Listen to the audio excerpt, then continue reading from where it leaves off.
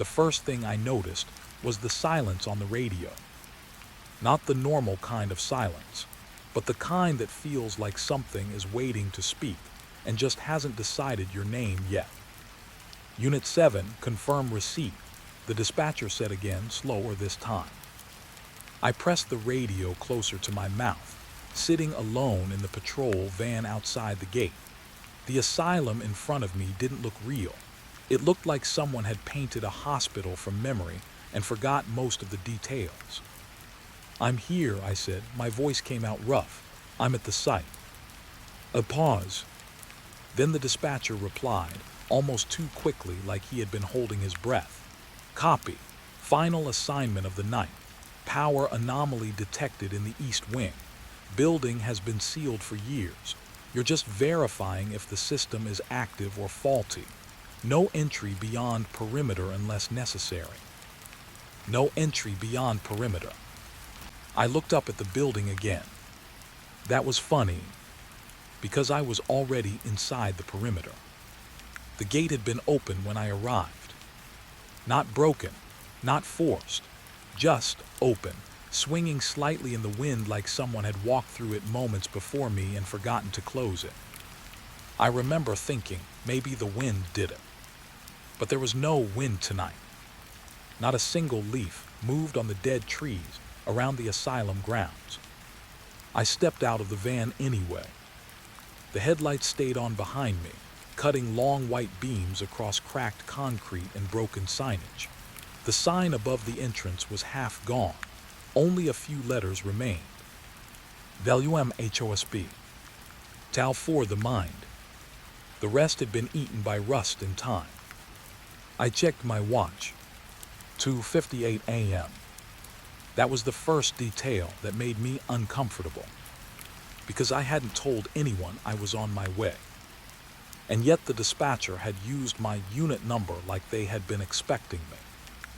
The walk to the building felt longer than it should have. Every step made soft crunching sounds, like walking over dried bones disguised as gravel. As I reached the entrance, I noticed something else. The front doors were not broken. They were slightly open. Not wide, just enough for a thin line of yellow light to spill out onto the ground. Warm light. That was wrong. The asylum was supposed to be dead. No electricity, no maintenance, no reason for anything inside to still be running. I stood there for a moment, hand resting on my flashlight. And that's when I heard it. A sound from inside. Click, click, click. Like a keyboard. Slow typing. I should have left. That thought came very clearly, like my mind was speaking in a calm, steady voice that didn't belong to me. But I didn't leave. Instead, I pushed the door open. It didn't creak. It opened smoothly, like it had been oiled recently. The air inside hit me immediately. Warm, not just warm, controlled, like a room with working ventilation. My flashlight beam swept across the lobby, and I stopped breathing for a second, because it looked used, not abandoned. The chairs were aligned too perfectly. The reception desk was clean, no dust, no cobwebs. Even the floor looked freshly mopped in places, though the tiles were old and cracked underneath. A monitor behind the desk flickered softly. On it, a form was open. Patient intake. Name field blank. Age blank. Status pending. And then, right in front of my eyes, the cursor moved. Typing by itself. I didn't touch anything. No one was here. And yet the system continued like I had just arrived late to something already in progress. My radio crackled again. Except this time, it wasn't the dispatcher. It was a different voice. Closer. Please proceed to intake verification. I froze. The voice wasn't coming through the radio properly. It sounded like it was inside the room. I turned slowly, scanning the lobby. Empty. Still empty. but the speaker above the reception desk was on now. A small red light blinked beneath it. I swallowed hard. "Who is this?" I asked, though I already regretted asking. No answer. Just typing. Faster now. Clicking keys, filling the silence like heartbeat echoes. Then something changed on the screen. My unit number appeared. Then my name. I stepped back immediately. "No," I whispered. "No, that's not possible." The screen refreshed again. Status active intake. My flashlight shook slightly in my hand. I turned toward the hallway behind the reception desk. Dark, long, stretching deeper than it should have, like the building had grown since the last time anyone mapped it. And then I saw something on the wall. A row of keys, hanging neatly, each one labeled with a room number. Most tags were faded, except one. It looked new. Fresh ink. Room 17 occupied. I didn't remember moving, but suddenly I was closer to the hallway. Too close. My footsteps had already started without me deciding. That's when I heard it again. The typing stopped. Complete silence followed. Then a soft sound came from deeper inside the building. A voice, very faint, not speaking clearly, more like someone whispering through a wall. "Security is here." My skin tightened, because the voice didn't sound like it was warning anyone. It sounded relieved. The monitor behind me flickered once, and a new line appeared on the screen. "Guard ASSIGNED, Unit 7. I turned off my flashlight. Instant mistake, because the hallway didn't get darker. It stayed visible, like the building didn't need my light anymore. That was the moment I realized something I didn't want to think about. The asylum wasn't reacting to me. It was recognizing me. A door at the end of the hallway clicked open on its own. Slowly, like something patient on the other side had been waiting a very long time. I whispered into the radio, "I'm not getting clear signal, requesting extraction." Static answered. Then the dispatcher's voice returned, but it sounded slightly wrong. Delayed, like it was being replayed from memory instead of live. "Unit 7, you are authorized to proceed." I shook my head. I said extraction. A pause, long enough that I started hearing my own breathing too loudly. Then the voice said something that made my stomach drop. "There is no extraction route from active intake zones." I looked back at the reception area. The monitor had changed again. Now it showed a layout of the building. But the problem was, I was already inside it, and my position marker wasn't at the entrance. It was deeper, moving slowly down the hallway, as if I had already started walking while I was still standing still. My body finally moved on its own. One step forward, then another. I tried to stop, but it felt like the building had made a suggestion my legs decided to follow. The hallway lights above flickered on one by one as I passed. Not broken lights, functional ones, perfectly maintained, like someone had been replacing them regularly for years. Except there were no staff, no maintenance crew, no reason for any of it to work. I reached the first doorway. Room 12. The door was open.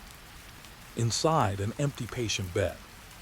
Fresh sheets, folded blanket, a glass of water on the table. Still full. I stepped closer without meaning to. The water surface rippled slightly, like something underneath had just moved. Then the speaker in the room clicked on. "Welcome back." I stepped back immediately. My heartbeat was too loud now, too fast. "Who is doing this?" I said louder this time. No answer, but the hallway behind me responded. Another door opening. Then another. Click, click, click. Like a chain reaction waking up. I turned slowly, and that's when I saw it. Down the corridor, just for a second. A shadow standing at the far end. Not moving. Just waiting. Then it stepped backward into darkness. Like it didn't want me to see it fully yet. My radio crackled one last time. And the dispatcher spoke, very softly now. Almost gentle. Unit 7, continue intake procedure. I stared at the dark hallway ahead. Something inside me already knew the truth. This wasn't an inspection. This was an arrival. And somewhere deeper in the building, room 17 was still marked as occupied. The air inside hit me like I had stepped into a living throat. Warm, damp, slow. Not the dead cold I expected from an abandoned asylum, but something closer to breath. I stopped right inside the doorway. My hand was still on the radio. Static answered me back, soft and steady, like a heartbeat trying to imitate a signal. Unit 7, confirm position, the dispatcher said again. But it didn't sound like he was asking. It sounded like he already knew. I looked down at the floor. That's when I saw it. Footprints. Fresh ones. Right in the dust. I froze. Because the dust wasn't supposed to be disturbed. Not here. Not in a building shut down for years. But the footprints were clear. Barely visible, but real. They moved past the entrance and disappeared deeper into the hallway. As if someone had walked in just before me. Or just after me. I crouched slowly, flashlight shaking in my hand. The prints were not old. No cracks, no fatting edges. They were still sharp. Still forming. Like the person who made them had only just passed. I whispered, "That's not possible." My voice felt too loud in the silence. Then something worse hit me. The footprints weren't random. They were organized. Slow, controlled. Like a guard walking a patrol route. My stomach tightened. Because that meant one thing. Someone knew this place well enough to move through it without fear. I stood up slowly. The hallway ahead looked longer than it did from outside. That didn't make sense either. The building felt stretched, like it was pulling itself deeper the further I looked. A faint hum filled the air. Low, electrical. Not broken machinery. Working machinery. I followed the footprints. Each step I took made the air warmer. That should have been impossible. Old hospitals don't heat themselves. But this one did. And not evenly. It felt like the warmth was coming in pulses. Like something inside was breathing. In, out. In, out. I stopped again. My chest tightened. I could hear it now too. Not just the hum. Something else underneath it. A slow mechanical rhythm. Like distant ventilation systems. But too steady. Too intentional. I raised my flashlight and scanned the ceiling. Old pipes cracked plaster. But in between the cracks, faint light. Not from bulbs. From behind the walls. Like the building had veins made of electricity. I whispered, "What are you?" No answer. Only the hum grew slightly louder. I moved forward again, forcing myself to follow the footprints. They led me past the reception hall. The monitor I saw earlier was still on. Now it showed something different. A live camera feed. Of the hallway I was standing in. My stomach dropped instantly. Because I was in the feed. Standing still. Looking at the screen. But the weird part was my position. In the feed, I wasn't moving. But in real life, I was. I stepped closer. The camera angle shifted slightly on its own, tracking me, not glitching, following. My radio crackled again. Unit 7, do not deviate from intake path. I stopped walking. I'm not on any intake path, I said quickly. A pause. Long. Then the dispatcher replied softly. Yes, you are. The screen flickered, and suddenly the camera feed zoomed out. More of the hallway appeared, and more footprints appeared too. Not just one set, multiple, walking in different directions. Some moving toward me, some moving away. All of them fresh, all of them recent. My throat went dry. Impossible, I whispered again.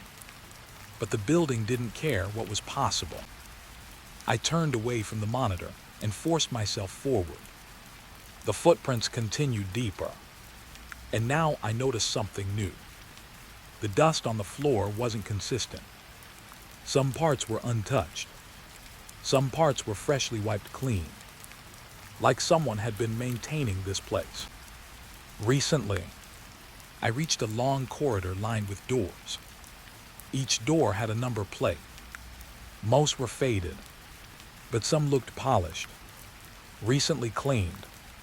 Room 8, Room 9, Room 10. I stopped near Room 11. The footprints paused right outside it, then continued inside.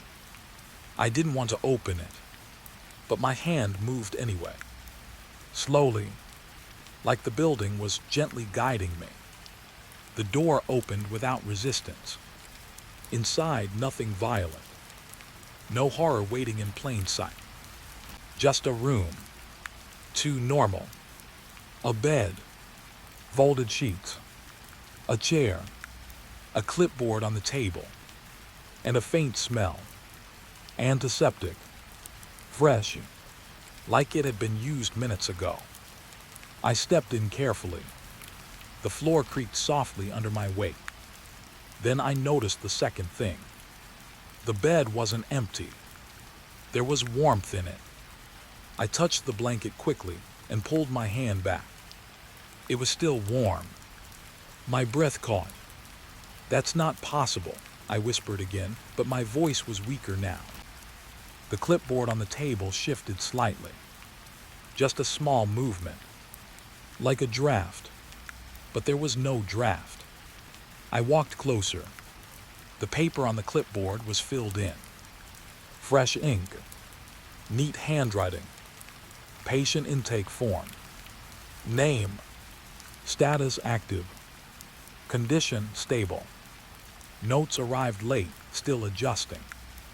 My eyes stopped. Arrived late. I stepped back instantly. My heart started beating harder. Because that wasn't just data. That was describing me. A sudden sound came from the hallway. A soft metallic click. Like a lock engaging. I turned fast. The door behind me was now closed. I hadn't heard it shut. But it was shut. And the footprints outside had stopped. Right in front of the door. I rushed forward and grabbed the handle. It didn't open. Not stuck. Not jammed. Just locked. But there was no lock visible. I pressed my ear to the door. Silence at first. Then, breathing. Slow. On the other side. Not mine. Not human like mine. Too steady. Too calm. I stepped back quickly. No, I said under my breath. No. The radio crackled again. But this time, the voice didn't come from dispatch. It came from the room speaker. Right above me. Please remain inside assigned area. My body froze. Assigned area. I looked around the room again. And for the first time, I noticed something I missed. The camera in the corner. Small. Old. Pointed directly at me. Red light blinking. Recording. Always recording. The clipboard on the table flipped to a new page by itself. Another entry appeared. Movement detected. Subject responsive. Continue observation. My skin went cold. I wasn't here to inspect anything. I was the inspection. A sudden thought hit me hard. What if the building wasn't abandoned? What if it was just between cycles? Like it had been waiting for the next person to arrive, so it could continue working. The hum in the walls grew slightly louder, and then the lights above me flickered once. Just once, but enough. Enough for me to realize something horrifying. The building wasn't turning on. It was waking up. I rushed to the door again, pushing harder. My shoulder hit it once. Twice. No movement. Behind me, the clipboard pen rolled slowly across the table. Not falling. Rolling. Like something invisible had nudged it. And then it stopped, pointing toward the bed. I turned slowly. The blanket on the bed shifted slightly. Just a small rise, like something underneath had adjusted its position. My breath caught. I didn't move. I couldn't. Then the speaker above me clicked again, and a soft voice said, almost gently, "You are inside now." The room felt smaller after that, like the walls had leaned in slightly to listen. I stepped back until I hit the door. My hand pressed against it instinctively, but I already knew. It wasn't going to open. Not because it was locked, because it had decided I wasn't supposed to leave yet. The light above flickered again, and for a fraction of a second, I saw something on the bed. A shape, not fully formed, just the suggestion of someone lying there, watching me. Then it was gone. The hum returned to normal, like nothing had happened. But I knew it had, because now the building had acknowledged me completely. And somewhere deeper in its breathing walls, something else had started to move in response.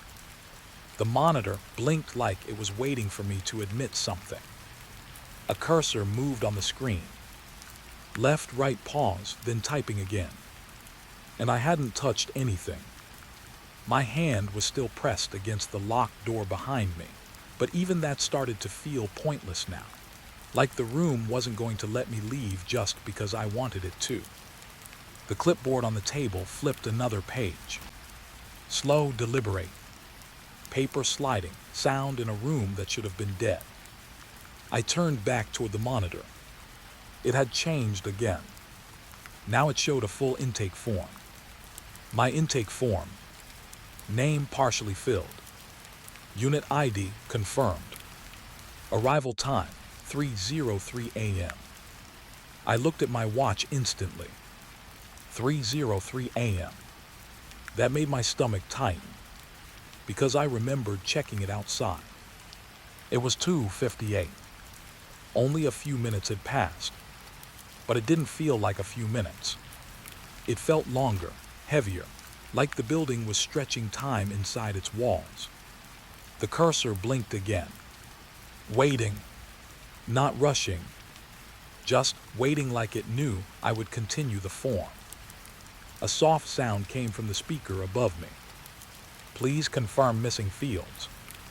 The voice wasn't loud. It was calm, too calm, like a nurse speaking to a patient who had already stopped resisting. I stepped closer to the monitor without meaning to. My reflection stared back at me in the glass. Tired eyes, tight jaw, sweat at my hairline. But something was off. My reflection blinked a fraction of a second late. I froze. Then it blinked again. Delayed. Not matching me perfectly. I stepped back quickly. No, I whispered. No, that's not right. The cursor on the screen started typing again. Not random. Structured. It was filling my form by itself. Address unknown. Condition responsive. Status active intake. My throat went dry. Active intake. That phrase again. The same one from earlier. Like the building didn't see me as a visitor. It saw me as incoming material. A faint hum came from under the reception desk. I looked down. A small panel on the side of the desk was glowing now. I don't remember it being on before. Red light. Slow pulse. Like a heartbeat. I crouched slightly, flashlight shaking in my hand. The panel had a label on it. System active. Under it, a second line blinked. Ward routing enabled. My breath caught. Ward routing. That meant movement inside the building. Allocation. Placement. Like patients being assigned rooms. But there were no patients. There shouldn't have been anyone here at all. The speaker clicked again. Please proceed with confirmation. I backed away from the desk. I'm not confirming anything, I said quickly. My voice sounded smaller than I wanted. The monitor flickered. Then the screen shifted. A new message appeared. Confirmation not required. Status already accepted. I felt my chest tighten. Already accepted. That meant the system had already decided. Before I even got here. Or before I even knew I was coming. I turned toward the door again. Pulled it hard. Still locked. No chain. No movement.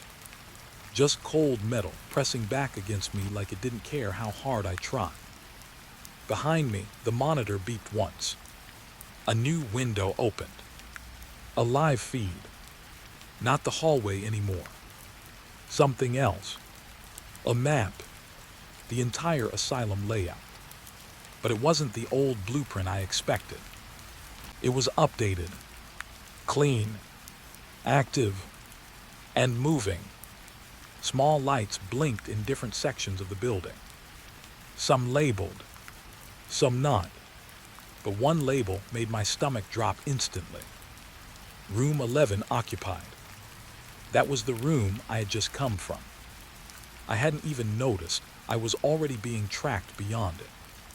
Another light blinked. Room 8 occupied. Then another. Room 3 occupied. I stepped closer, trying to make sense of it. Impossible, I muttered. But then I saw something worse. A small marker moved on the map. Slow. Deliberate. It was labeled. Unit 7. Me. But it wasn't at room 11. It was deeper inside the building. Moving. I turned my head sharply toward the walls. The hum changed pitch slightly, like something had adjusted itself in response to my awareness. I wasn't standing in a room anymore. I was inside a system, and the system was updating in real time. The speaker crackled again, and this time the voice was closer. Not coming from above, not from the desk, from the hallway outside the room. Unit 7, it said softly, proceed to intake verification. My skin went cold, because that voice was not the dispatcher anymore. It sounded like someone standing right outside the door. I moved closer to the door, pressing my ear against it. Silence. Then, a soft shuffle. Not fast, not aggressive, just slow movement outside, like someone walking carefully. The monitor behind me beeped again. A new line appeared. Room transfer initiated. My stomach dropped. Room transfer. That meant relocation. Inside the building. Without permission. Without me moving. I turned back toward the screen and saw something that made my breath stop. The map had changed again. Now there were 2 markers labeled Unit 7. One was in room 11. The other was outside my current room. Standing still, waiting, I felt my entire body freeze. Because that meant one thing. Something else was being assigned my identity. Something was being placed where I should have been. Outside, I slowly stepped back from the door. My hands were shaking now. Not just fear, confusion too. The kind that makes your thoughts feel like they're slipping. The speaker clicked again. Do not resist intake procedure. That word again. Intake. Like I was part of a system I never agreed to. I looked at the clipboard on the table. It flipped again. This time faster. Pages turning without wind. Then it stopped. A new page on top. Only one line written. Patient cooperation required for full integration. Integration. That word didn't belong here. It didn't belong in any hospital I knew. My flashlight flickered once. Just once. But that was enough for me to notice something outside the glass panel of the door.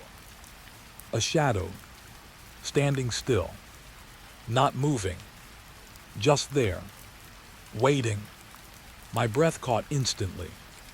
I couldn't see a face, just shape, human height, but too still, too controlled. The monitor beeped again, and suddenly the map zoomed in, right onto my location. Room 11, active observation. My heart pounded hard in my chest. Observation. That meant I wasn't alone anymore, even inside the room. I stepped back slowly. The shadow outside didn't move, not even a slight shift, but I felt it watching, not through the glass, through the system, like the building didn't need eyes anymore. It had data. The speaker above me clicked again. Proceed to final confirmation. My voice cracked slightly when I answered. I'm not part of your system. A pause. Then the voice replied softly. You already are. The lights flickered again. But this time, they didn't just flicker.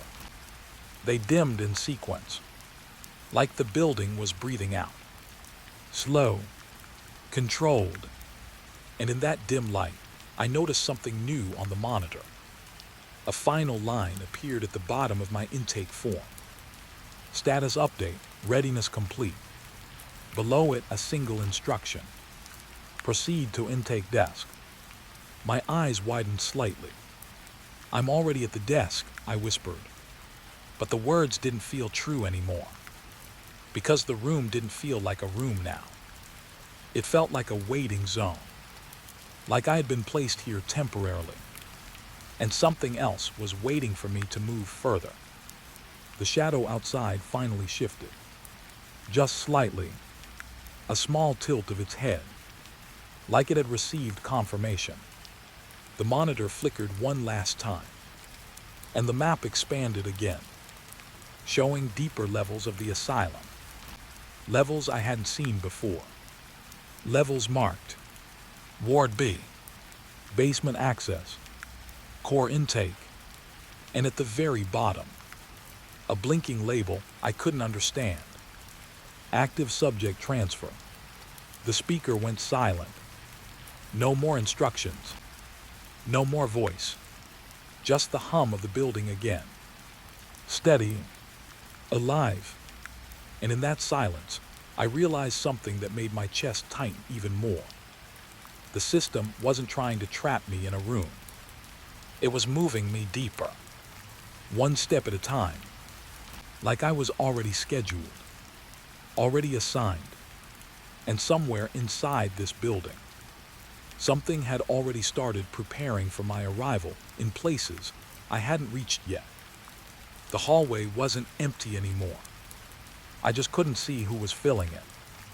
That was the first thought that came into my head as I stepped out of the intake room. The door didn't lock behind me this time. It didn't need to, because I wasn't being held in one place anymore. I was being guided, Slow footsteps echoed ahead of me.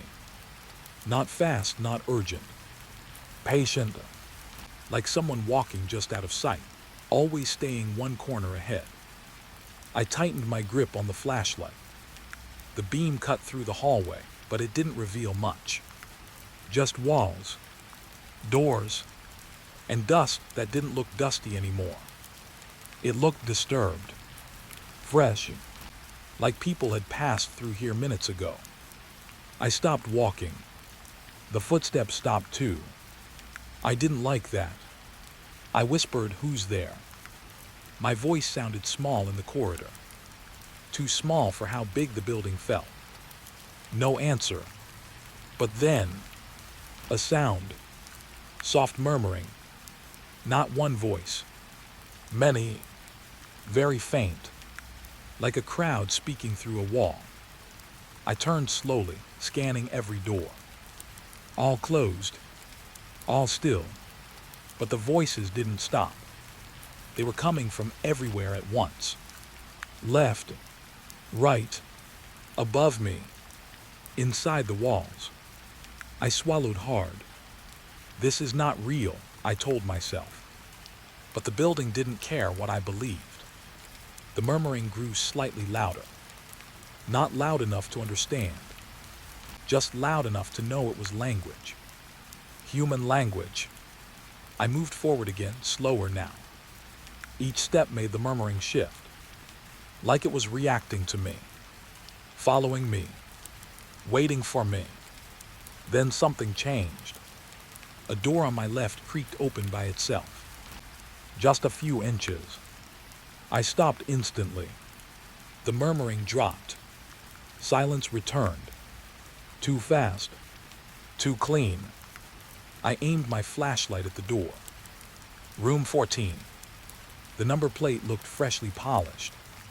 That shouldn't have been possible. I pushed the door open slowly with the tip of my foot. Inside, nothing. Just an empty patient room. But the air felt different. Thicker. Like someone had just left seconds ago. The bed sheets were slightly wrinkled.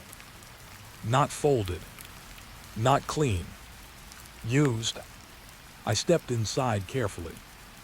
My shoes made a soft sound on the floor. And that's when I noticed it. The murmuring started again. But not from outside. From inside the room. I froze. My eyes scanned every corner. Nothing visible. No speakers. No radio. No device. Just walls. But the voices were clearer now. Still soft. Still distant. But forming words. I leaned slightly forward, trying to listen. And then I heard it. My name. Unit 7. I backed up instantly. "No," I whispered. "No, that's not possible." The voice didn't stop. It came again. Closer this time. Unit 7, hallway access confirmed. My chest tightened. Because it wasn't just one voice saying it. It was multiple voices repeating it at different distances. Like the building itself was learning how to speak my name. I stepped out of the room quickly. The moment I crossed the doorway, the voices inside stopped. Dead silence again. I turned toward the hallway and saw something new. A faint light at the far end. Flickering. Not broken. Intentional. Like a signal. I walked toward it without thinking. Each step felt heavier now. Not physically. Mentally. Like my thoughts were being slowed. The murmuring returned again as I walked. But this time it didn't come from the rooms. It came from the hallway itself. Walls. Ceiling. Floor. All whispering at once. I couldn't understand the words. But I could feel something inside them. Recognition. Like they were acknowledging me. Waiting for me to respond. The light at the end of the corridor grew brighter. It was an intercom panel. Old. Rusty frame, but active, red light blinking. I stopped in front of it. The murmuring stopped instantly. Total silence. I didn't like that pattern. Whenever everything stopped at once, something worse followed. The intercom crackled. Once, twice, then a voice came through. Clear. Too clear. Unit 7. I froze. That voice wasn't the dispatcher. It was different. Younger. Calmer. Almost familiar. Unit 7, please respond. My throat went dry. I didn't answer. The intercom waited. A pause. Then, Unit 7, you are not following procedure. My hands tightened around the flashlight. I'm not part of your procedure, I said quietly. Another pause. Then a soft sound, like a breath taken too close to a microphone. And then it said something that made my stomach drop. Kashif. My name. Not my unit number. Not my ID. My real name. I stepped back instantly. No, I whispered. No, that's not in any system. The intercom repeated it. Kashif. This time slower. Like it was testing how it felt to say it. The hallway behind me suddenly felt colder, even though I knew the building was warm. Too warm. I looked around quickly. The doors along the hallway were no longer closed. They were slightly open. Every single one. Just a crack, like someone had synchronized them. I backed away from the intercom. Who are you? I asked, my voice shaking. The response came immediately. Not from the intercom this time. From the hallway. From all the rooms. From everywhere. We are the intake. My breath stopped. The murmuring returned instantly. But now it wasn't random. It was organized, like a choir trying to speak in unison. We are the intake. We are the intake. We are the intake. I turned quickly, flashlight sweeping across the corridor. And that's when I saw them. Not people. Not fully. Just movement behind door frames. Shadows leaning slightly forward. Watching. Not stepping out. Just observing. The intercom clicked again. Kashif, proceed to verification. My body moved half a step forward before I stopped myself. Something inside me reacted without permission. Like a reflex. Like obedience. That scared me more than anything. I'm not proceeding anywhere, I said firmly. The hallway responded with silence. Then the intercom spoke again. A different tone this time. Softer. Almost disappointed. You are already in the corridor phase. Corridor phase. That phrase didn't feel medical. It felt like classification. Like I had already passed a point I didn't notice crossing. A slow sound came from behind one of the doors. Scratch. Then stop. Then scratch again. I turned toward it. Room 17. The number plate looked newer than the others. Almost fresh. The door was open slightly more than the rest. The murmuring inside that room was louder. Different. More focused. Like it was waiting specifically for me. My flashlight beam hit the doorway. And for a split second, I saw movement inside. A figure standing very still. Facing me. Then gone. My heart pounded hard. The intercom spoke again. Kashif, do not delay intake. I stepped back instinctively. And that's when I noticed something terrifying. The hallway behind me had changed. It wasn't the same direction anymore. It looked longer. Like it had extended. The entrance I came from wasn't visible now. Just more corridor, more doors, more whispers. I turned back toward the intercom. No, I said again louder. I need exit instructions. A pause. Then the intercom replied gently. There are no exits in active intake corridors. My breath caught. The murmuring started again, louder this time. And now I could hear something inside it. Not just my name, but memories, fragments, my voice, my footsteps, my breathing. Like the building had recorded me before I even realized I was being recorded. The hallway lights flickered once, and when they stabilized, the doors were closer. I swear they were closer. The space had compressed slightly, like the building had leaned in. The intercom gave one final message. Kashif, proceed. The word wasn't a command. It was inevitability. Behind me, a door clicked open. I didn't turn, because I already knew what I would see. The hallway was no longer empty. It never had been. And somewhere deeper inside the asylum, something had finally learned how to say my name properly. The moment I saw the files update by themselves, I stopped breathing. Not because they were moving, but because they were still active. On a dead system, in a dead building, in a place that was supposed to have no records left at all. The clipboard on the desk flipped open again. Faster this time, like it was excited, like it knew I was watching. Pages slid past my eyes one after another, each one stamped with the same word at the top. Active treatment. I stepped closer without meaning to. My flashlight was still on, but it didn't matter anymore. The room felt brighter than it should have, like the walls themselves were holding light. The paper stopped flipping. One page stayed on top, and that's when I saw the name.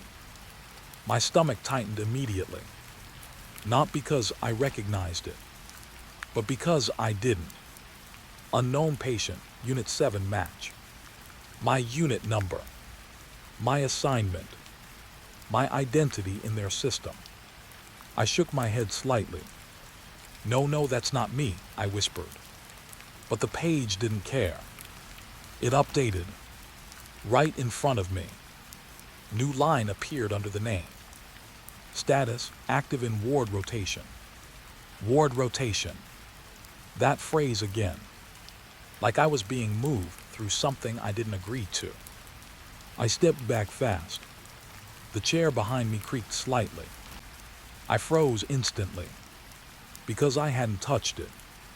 And no wind should have been in this room. Slowly, I turned my head. The chair was facing the desk now. It hadn't been before. I was sure of it. My throat went dry. The intercom above me clicked. Not loudly, just a soft sound, like a doctor entering a room. Then a voice came through. Calm, professional, too calm.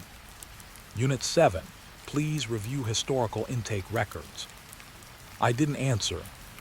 My hands were shaking now. I lowered the flashlight slightly, and the shadows in the room shifted with it. Not randomly, like they were following the light. The intercom spoke again. Compliance will assist clarity. I stepped closer to the desk again, even though every instinct told me not to. The files started moving again. Not flipping this time. Scrolling, like someone was dragging them on a screen. But there was no screen. Just paper. Old paper.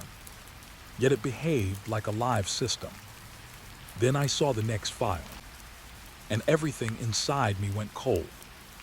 Patient, room 17 occupied.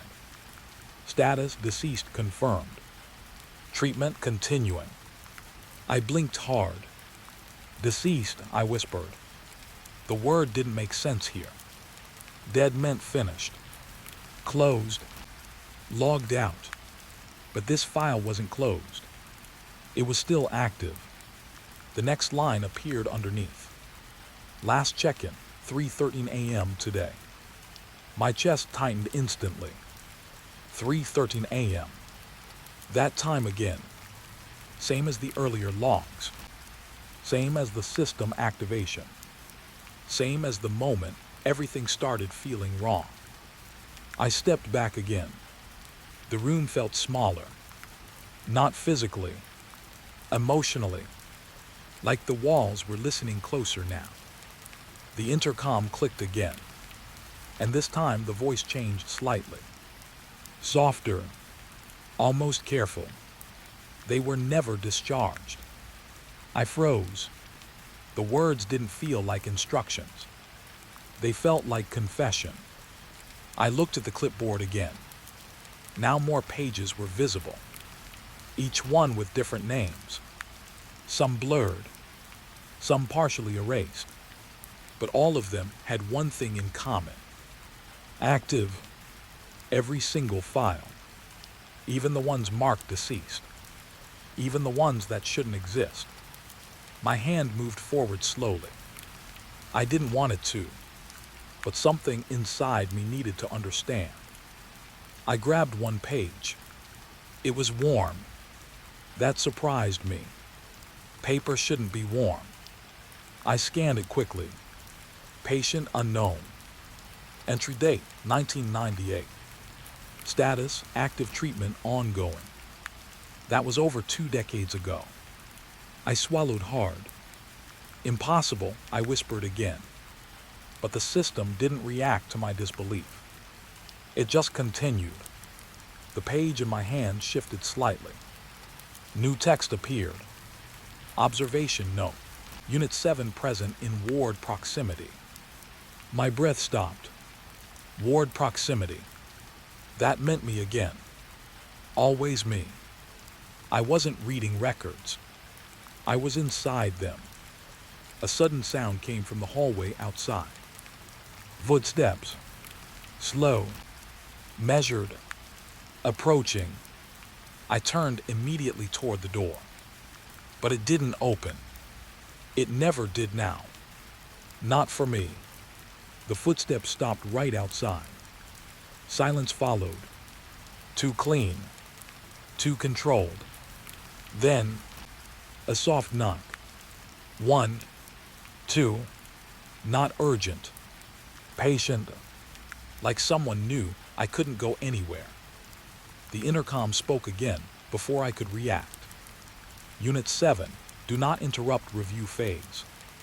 Review phase. So that's what this was now. Not an inspection. Not an intake. A review. Of me. I stepped back again. The files on the desk shifted slightly. One new page slid on top. And I saw something that made my stomach drop. Photo attached. A small black and white image printed on the page. I leaned closer slowly. My hands felt numb now. The image was graining, but clear enough. It was a hallway. This hallway. And at the end of it, me, standing, facing forward. But the angle was wrong. Because I didn't remember that moment. I didn't remember that photo being taken. I looked closer. My face in the image wasn't fully mine.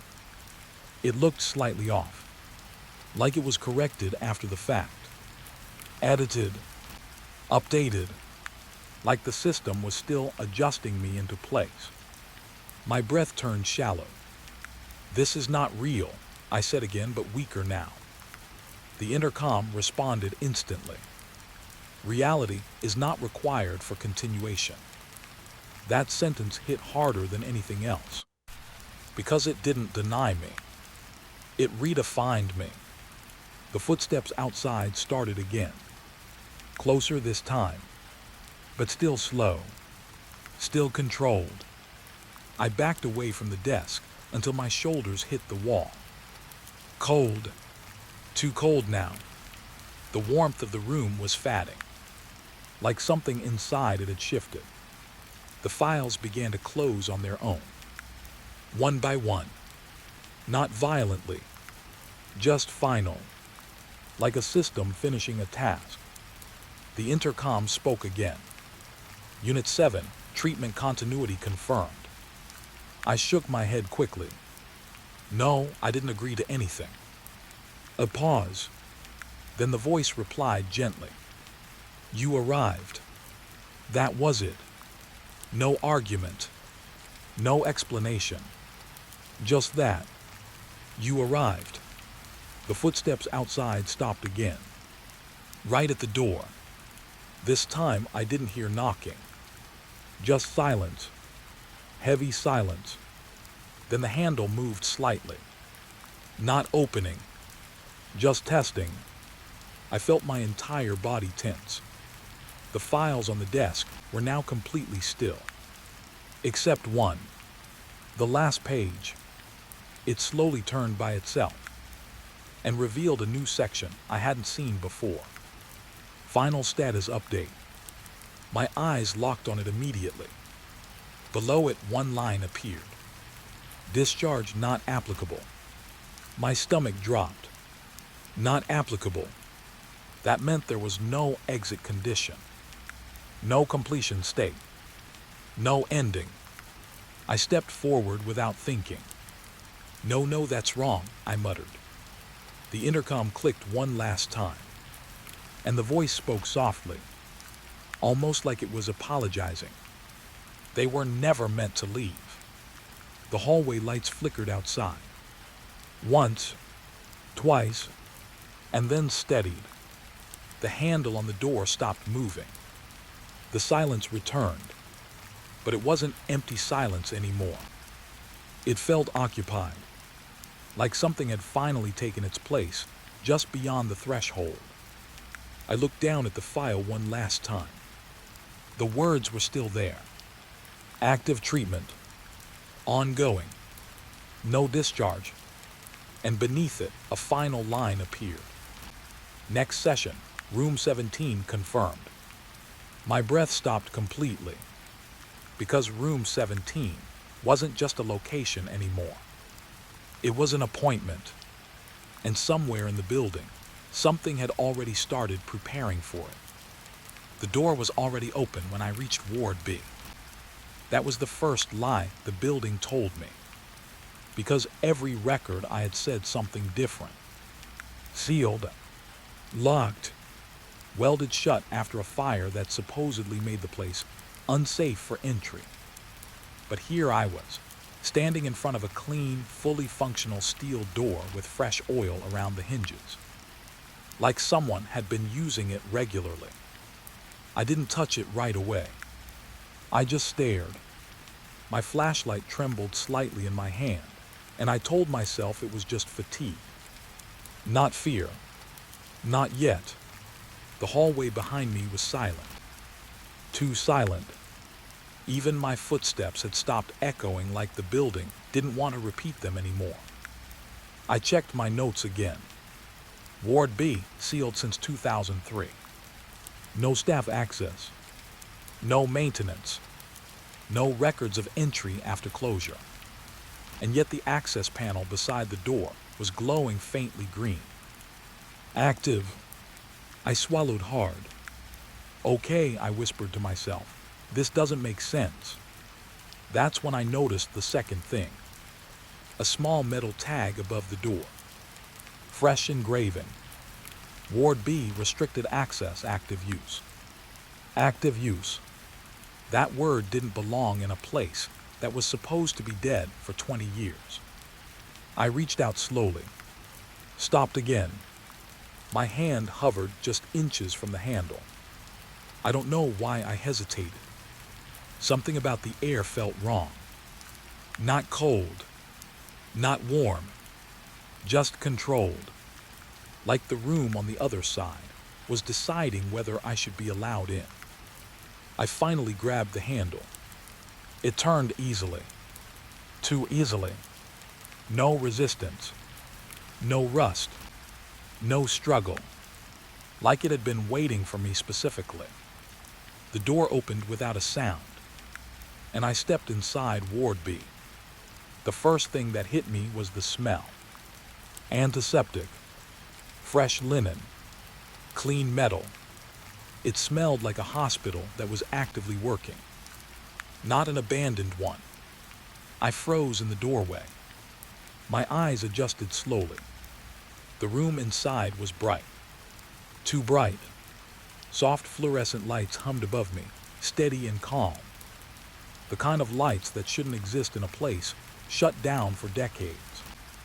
Rows of beds stretched across the ward, perfectly aligned, neat, organized, and every single bed looked recently made. I stepped forward slowly. Each footstep felt wrong in the silence. No dust, no decay, no signs of abandonment, just order, like someone had been maintaining this place daily. My journalist instincts kicked in immediately, but they didn't feel helpful anymore. They felt distant, like I was reading about someone else's story instead of living it. I walked closer to the nearest bed. The sheets were still warm. I touched them quickly and pulled my hand back. "What the hell?" I muttered. Warm sheets in a sealed ward. That shouldn't exist. I looked around. No staff. No movement. But everything felt recently used. A half-filled glass of water on a bedside table. A clipboard with fresh ink. Even a faint sound of ventilation. Soft. Steady. Breathing. That's when I realized something that made my stomach tighten. The room wasn't silent. It was listening. I moved deeper into the ward, trying to stay calm, trying to stay rational, but every step made me more aware of something I couldn't explain. The beds weren't all empty. Not exactly. Some of them had shapes under the blankets. Still, motionless, but present. I stopped. My breath caught. "No, no, no," I whispered. I approached the nearest occupied bed slowly. My flashlight beam shook slightly. The blanket rose in a slow, subtle curve, like someone was lying beneath it, sleeping, or pretending to. I hesitated, then reached out and pulled the blanket back slightly. Nothing underneath, just empty bed. Cold, instantly cold. I stepped back confused. My heart was beating faster now. I checked another bed. Same result. Empty, but still warm moments ago. Like something had just left seconds before I arrived. Or something was still learning how to exist here. A soft sound came from behind me. I turned quickly. Nothing. Just the long row of beds disappearing into the dim light. But now I noticed something new. Footprints. Fresh ones. On the polished floor, leading deeper into the ward. I crouched slightly. My breath slowed.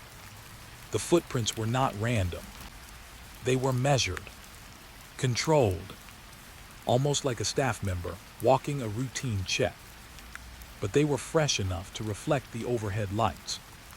I followed them, slowly, carefully. Each step felt heavier now. Not physically, emotionally, like the building was watching how I reacted. The footprints led toward a door at the far end of the ward. A reinforced one, thicker than the others, with a small window in the center. But it was covered from the inside. Not boarded, not broken, just obscured, like someone didn't want anything seen through it. As I got closer, I heard it.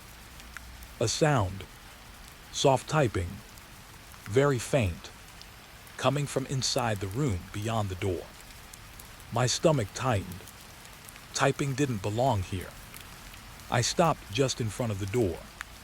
The footprints ended exactly here, like whoever made them had gone inside. or never came back out. I leaned closer. The typing stopped instantly. Silence returned. Too fast. Like it had been waiting for me to notice it. I swallowed hard. "Hello," I said quietly. No answer. Then, a soft voice came through the intercom speaker above the door. Not loud. Not harsh. Calm. "Visitor detected." My blood ran cold. Visitor. Not intruder. Not trespasser. Visitor. Like I had an appointment. I stepped back slightly. "This is restricted," I said quickly. "Who's inside?" A pause. Then the voice responded. "You are not listed as staff." That made me pause. "That's right," I said. "I'm a journalist. I'm investigating this place." Silence again. Longer this time. Then the voice replied softly. "Journalists are not recorded in Ward B access logs." My throat tightened. "Because it's sealed," I said. "It's supposed to be empty." A small delay. Then, "It is not empty." Something in the tone changed slightly. Not emotion. Just certainty. Like correcting a misunderstanding. The intercom clicked again. "Ward B is currently in active use." My hands tightened around my flashlight. "That's impossible," I said quickly. The voice didn't argue. It just continued. "Patients are still present." I looked around the ward again. Empty beds, warm sheets, fresh water, and footprints leading into this room. "What patients?" I asked, my voice lower now.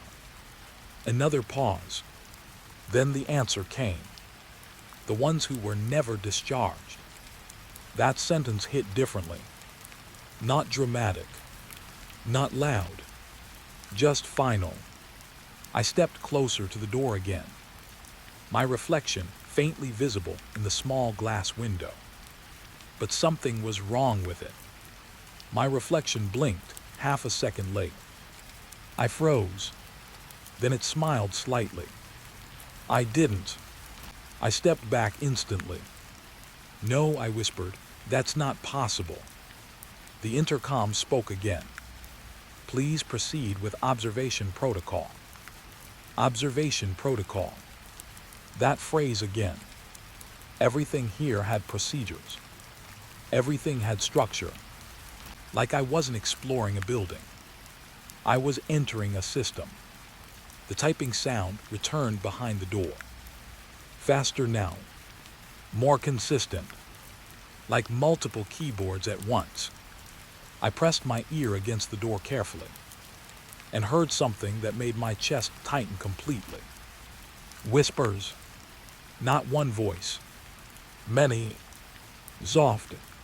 Controlled. Repeating the same phrase in fragments. Still here, still here, still here. I pulled back quickly. My breathing got uneven.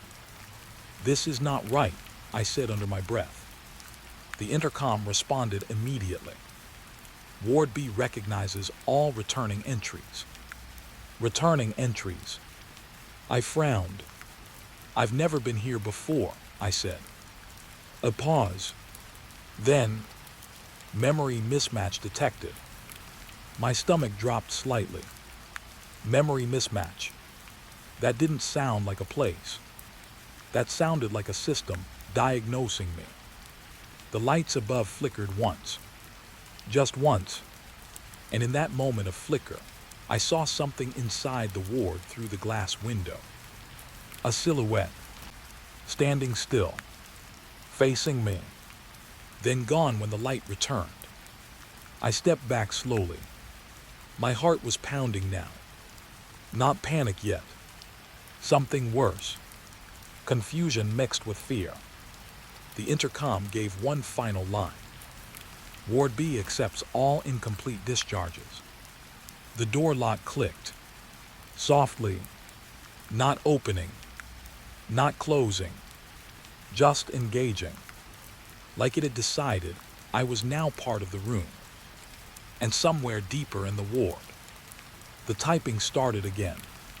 The blankets were still warm when I touched them. That's when I knew I should have already been running.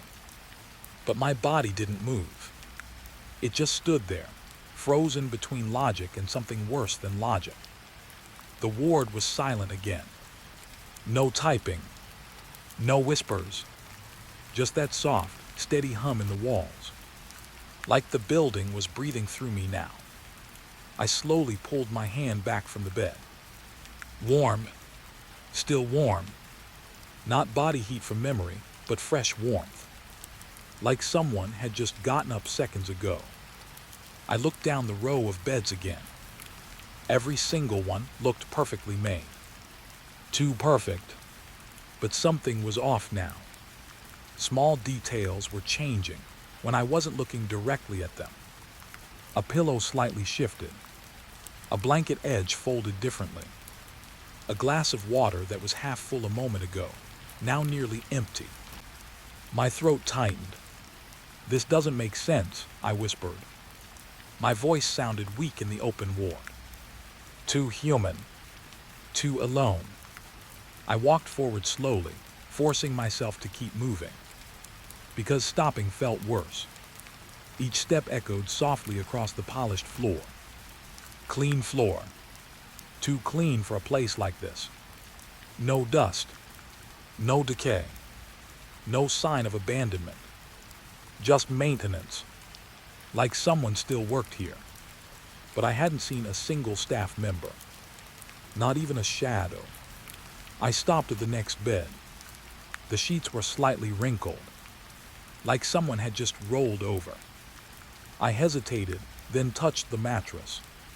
Warm again. My hand pulled back instantly. "No," I said under my breath. My heart started beating harder. Not fast yet. Just heavier. Like it didn't want to believe what I was seeing. I checked the bedside table. A glass of water sat there. Half full. Clear. Still. I stared at it for a moment. Then I blinked. And it was 3/4 empty. I froze. My breathing stopped for a second. I didn't move. Didn't blink again. Just watched it. The water level stayed still. But I knew I saw it change. I knew I did. A soft sound came from behind me. Not loud. Just fabric shifting. I turned fast. Nothing. Only empty beds stretching into the distance. But now I noticed something else. The beds weren't all perfectly aligned anymore. A few were slightly angled, like people had been sitting up, then lying back down. I swallowed hard. "This is impossible," I said again. My voice felt like it was being absorbed by the room. No echo. No response. Just swallowed silence. Then I saw footprints again. Fresh, but this time not leading deeper. Leading between beds. Side to side. Like someone was packing slowly. Or checking patience. I crouched slightly, flashlight angled down.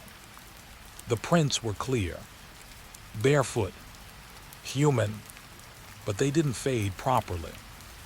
They looked like they were being refreshed. Like the floor was remembering them. I followed them carefully. They moved between 2 rows of beds. Then stopped. Right in front of a chair. A single chair. I hadn't noticed it before. It wasn't hospital equipment. It looked personal. Old metal frame. Recently wiped clean. I stepped closer. The chair was slightly warm too. That made my stomach tighten. "Someone is here," I whispered. But I didn't believe it fully, because I still couldn't see anyone. Then the intercom crackled. I jumped slightly. Not from fear. From sudden sound and too much silence. A calm voice came through. Ward observation continues. I looked around quickly. No one is here, I said immediately. There's no staff. A pause. Then the voice responded. Staff presence is not required for active wards. That didn't help. That made it worse. I turned back to the chair and saw something new. A clipboard resting on it. Fresh paper. My hands hesitated before I picked it up. It was still slightly warm, like someone had just placed it there. I looked down at it. Patient log. Recent entries. Handwritten. Neat. Too neat. Date today. Time 3:14 a.m. Status stable. Note patient response increasing. My eyes narrowed. Patient. I looked at the next line. Ward occupancy, full. My stomach dropped. Full. I turned slowly. The beds were still empty. At least visually empty. But now I wasn't sure anymore. Because the air felt heavier. Like the room was crowded with something I couldn't see. A soft whisper came from somewhere behind me. So faint I almost missed it. Still here. I froze. Then another voice. Still here. Then another. Like scattered echoes waking up one by one. I spun around quickly. Nothing. But now the whispers weren't random anymore. They were forming a rhythm. A pattern. Like multiple people repeating the same thing at different times. I backed up slightly. My flashlight beam shook. This is not real, I said quietly. But my voice didn't sound convinced anymore. The intercom clicked again. Ward B occupancy verified. My eyes widened slightly. That's not Ward B, I said quickly. This is Ward Extension. A pause. Then, all connected wards share continuity. Continuity. That word stuck in my mind. Like the building didn't see separate rooms. It saw one system. One flow. One body. A sudden sound came from the far end of the ward. A glass clink. I turned sharply. A glass on a bedside table had shifted. Now it was half empty. Again. But I hadn't seen anyone touch it. I walked toward it slowly. Each step felt heavier now. The silence wasn't empty anymore. It felt aware. When I reached the bed, I stopped. The sheets were slightly raised, like someone was sitting under them. My breath caught. I reached out slowly, then stopped. Something inside me warned me not to lift it. So I didn't. Instead, I stepped back. And that's when the sheet moved on its own. Just slightly. A slow rise. Like a breath. In, then out. My entire body froze. No, I whispered. The intercom spoke again. Patient stability confirmed. Patient. Not patience. Patient. Singular. My eyes stayed fixed on the bed. The sheet moved again. Slightly more. Like something was adjusting itself. Getting comfortable. I stepped back again. The footprints I followed earlier were gone now. But new ones had appeared. Around me. Not leading anywhere. Just circling. Slowly. Like packing. My heart started pounding harder. Now fear was fully here. Not confusion. Not curiosity. Fear. I turned slowly in place, trying to track the invisible movement around me. Whispers increased again. Closer now. Not distant anymore. Right at the edge of hearing. Observation continues. Observation continues. Observation continues. I backed toward the center of the ward, trying to keep distance from everything at once. The intercom clicked again. Ward condition stabilized. I shook my head. No, it's not stable, I said quickly. Something is wrong here. A pause. Then the voice replied softly. Nothing is wrong. Everything is recorded. That sentence hit differently. Recorded. Not fixed. Not understood. Just recorded. Like my fear didn't matter. Only my presence did. The lights above flickered once, then steadied. And in that flicker, I saw something I wish I hadn't. For just a second, every bed looked occupied. Shapes under every blanket. Still, waiting, then gone. Just as fast. I stumbled back slightly. My breathing became uneven. This can't be happening, I whispered. But the room didn't disagree. It just continued. The whispers softened again, almost soothing now, like they were calming down, like they had finished reacting to my awareness. The intercom gave one final message. Ward observation complete for current cycle. Cycle. That word made my skin go cold. Cycle meant repeat. Loop. Continuing. I looked at the chair again. The clipboard was gone now, and in its place, a new note had appeared on the bed beside it. I stepped closer carefully. My hands were shaking slightly. I picked it up. Only one line. You are now part of occupancy. My breath stopped completely. The whispers in the room faded slowly. Not disappearing, just lowering, like something had settled, accepted. And as I stood there in the middle of the ward, I realized something I didn't want to understand yet. The beds weren't waiting for patients. They were waiting for updates. And somewhere deep inside the system, my status had just changed. The first monitor beeped before I even saw the patient. A soft, steady pulse. Beep, beep, beep. Too calm for a dead ward. Too regular for anything alive I could understand. I stepped closer, my flashlight shaking slightly now, and that's when I saw it. A figure lying in the bed.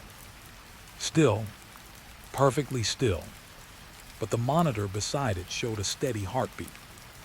Normal rhythm. Stable, like someone was peacefully asleep. Except nothing about this felt peaceful.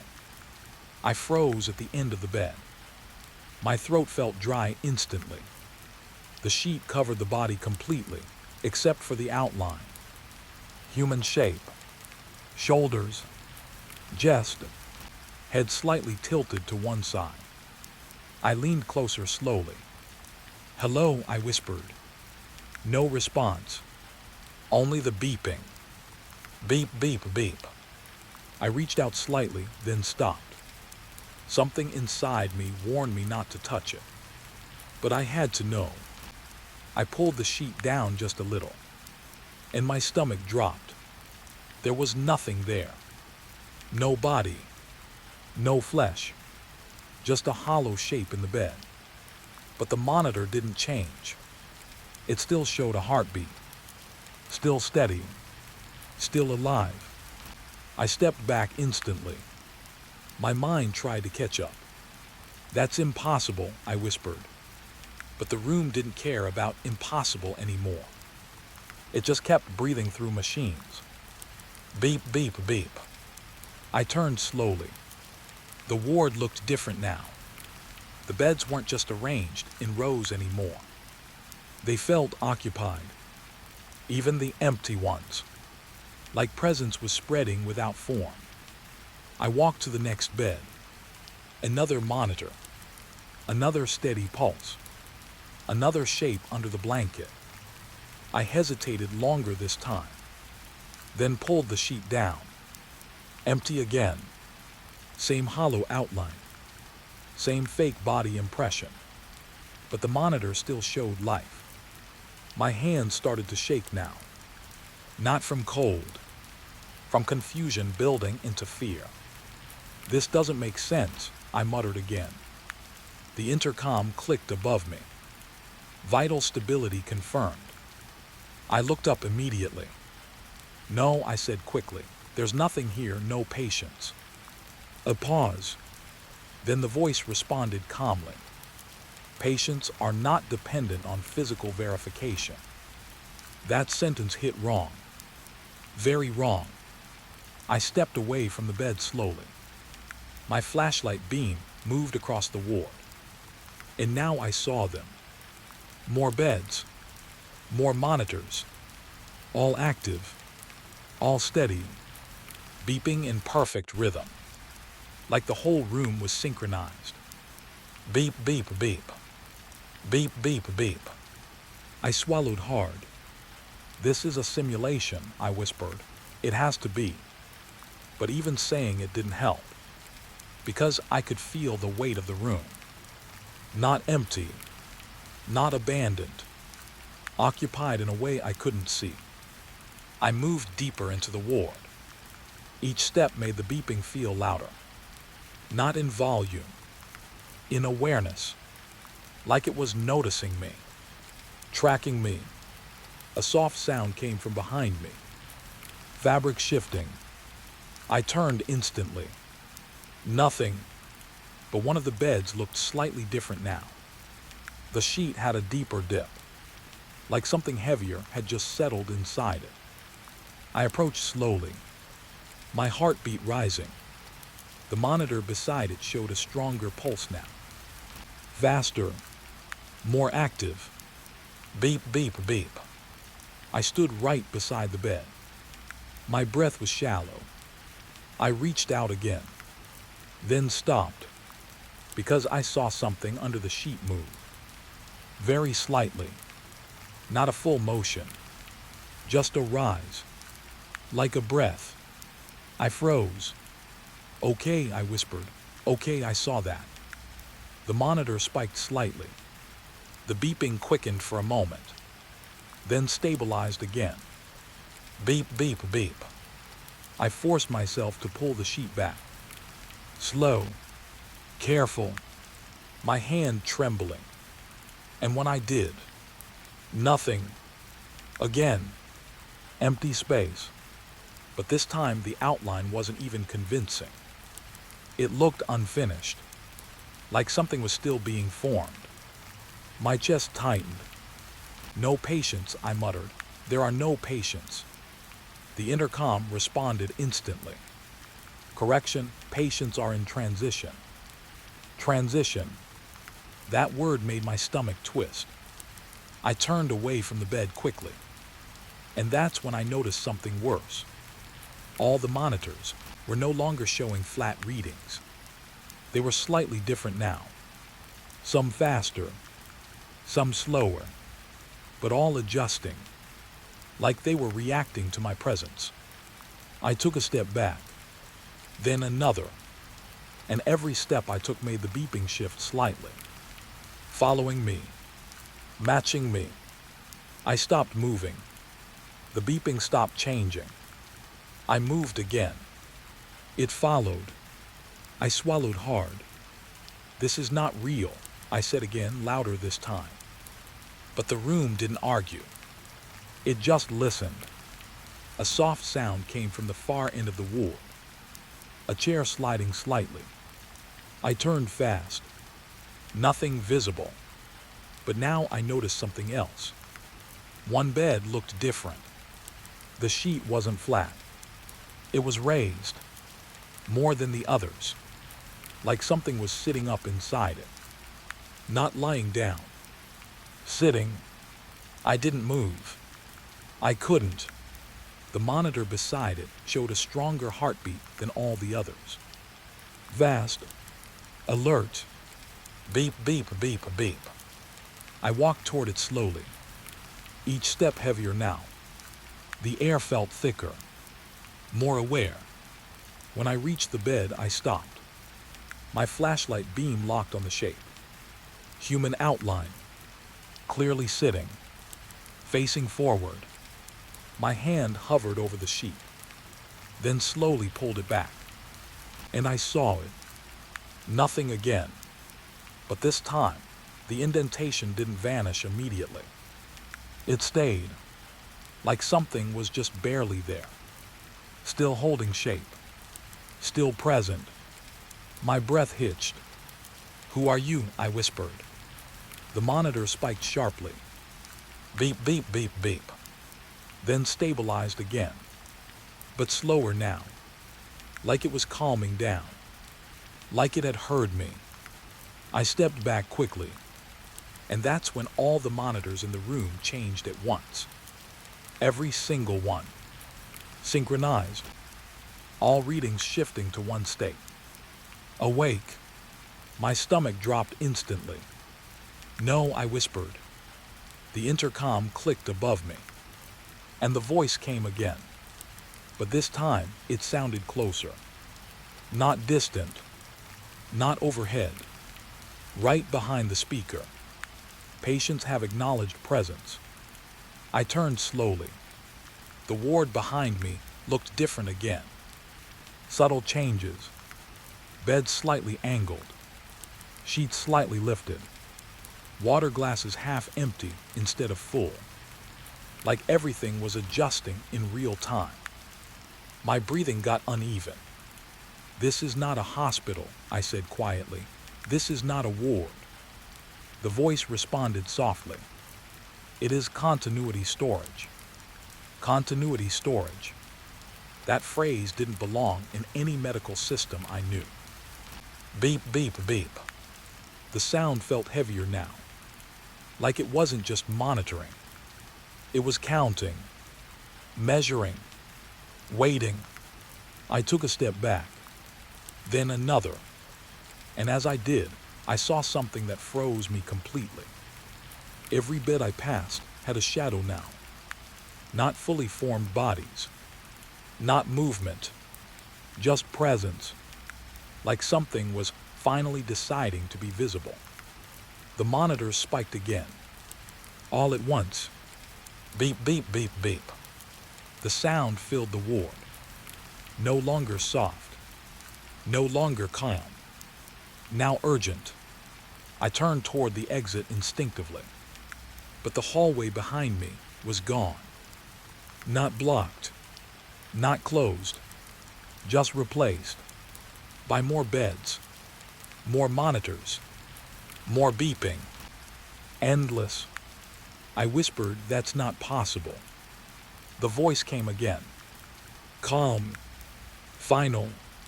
They were never sleeping. My breath stopped. The beeping slowed slightly, like the system had finished explaining itself. And in that moment, I realized something I didn't want to accept yet. The beds were never empty. They were just waiting for someone to see them properly. And now that I had, one of them had started to move. The first thing I heard was the warning. Not spoken. Recorded. And it was already playing when I stepped into the corridor outside the ward. "Do not disturb Ward B. They are still being treated." A loop. Soft calm repeating. Like it had been running for years without anyone bothering to stop it. I stood there for a moment listening, because something about the voice didn't feel new. It felt used, worn down from repetition, like it had said those same words too many times to still mean anything. But then I realized something worse. The sound wasn't coming from a speaker on the wall. It was coming from the building itself. Every direction. Behind me. Ahead of me. Even inside the metal frame of the doors. The message was everywhere at once. "Do not disturb Ward B." I stepped forward slowly. My shoes made no echo now. That silence again. The kind that feels like the space is absorbing sound instead of reflecting it. They are still being treated. I stopped walking. Still being treated. That phrase followed me more than I liked, because I had already seen what treatment meant here. and nothing about it felt medical anymore.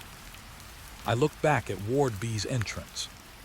The door I had come through was still open, but the hallway behind it looked different now. Longer, slightly darker, like it had stretched while I wasn't paying attention. I swallowed hard. Okay, I whispered to myself, just follow the exit path. But even as I said it, I didn't believe it. The recording loop played again. Do not disturb Ward B.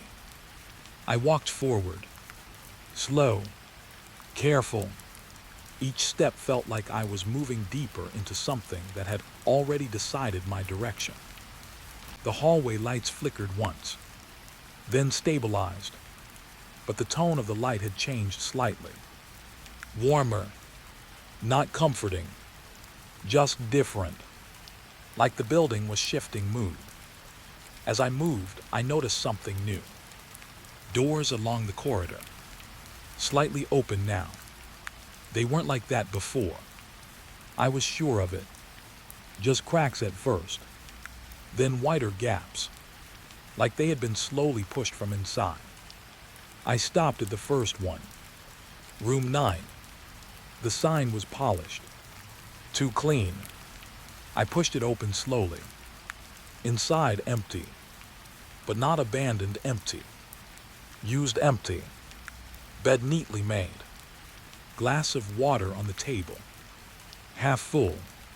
Still, my throat tightened. I stepped closer. The air inside felt warmer than the corridor, like someone had just left, or was still here just out of sight. The recording outside continued faintly. Do not disturb Ward B. I turned back toward the hallway quickly. Something about the tone had shifted. It wasn't just a warning anymore. It felt like repetition, instruction, conditioning. I stepped out again and immediately noticed something that made my stomach tight. The message was louder now. Closer. Do not disturb Ward B. They are still being treated. Like the hallway itself was speaking it directly to me. I moved faster, trying to ignore it. But then I heard something else. A second sound beneath the recording. Not a voice. Breathing. Very faint. Coming from somewhere ahead. I slowed down again. Listening.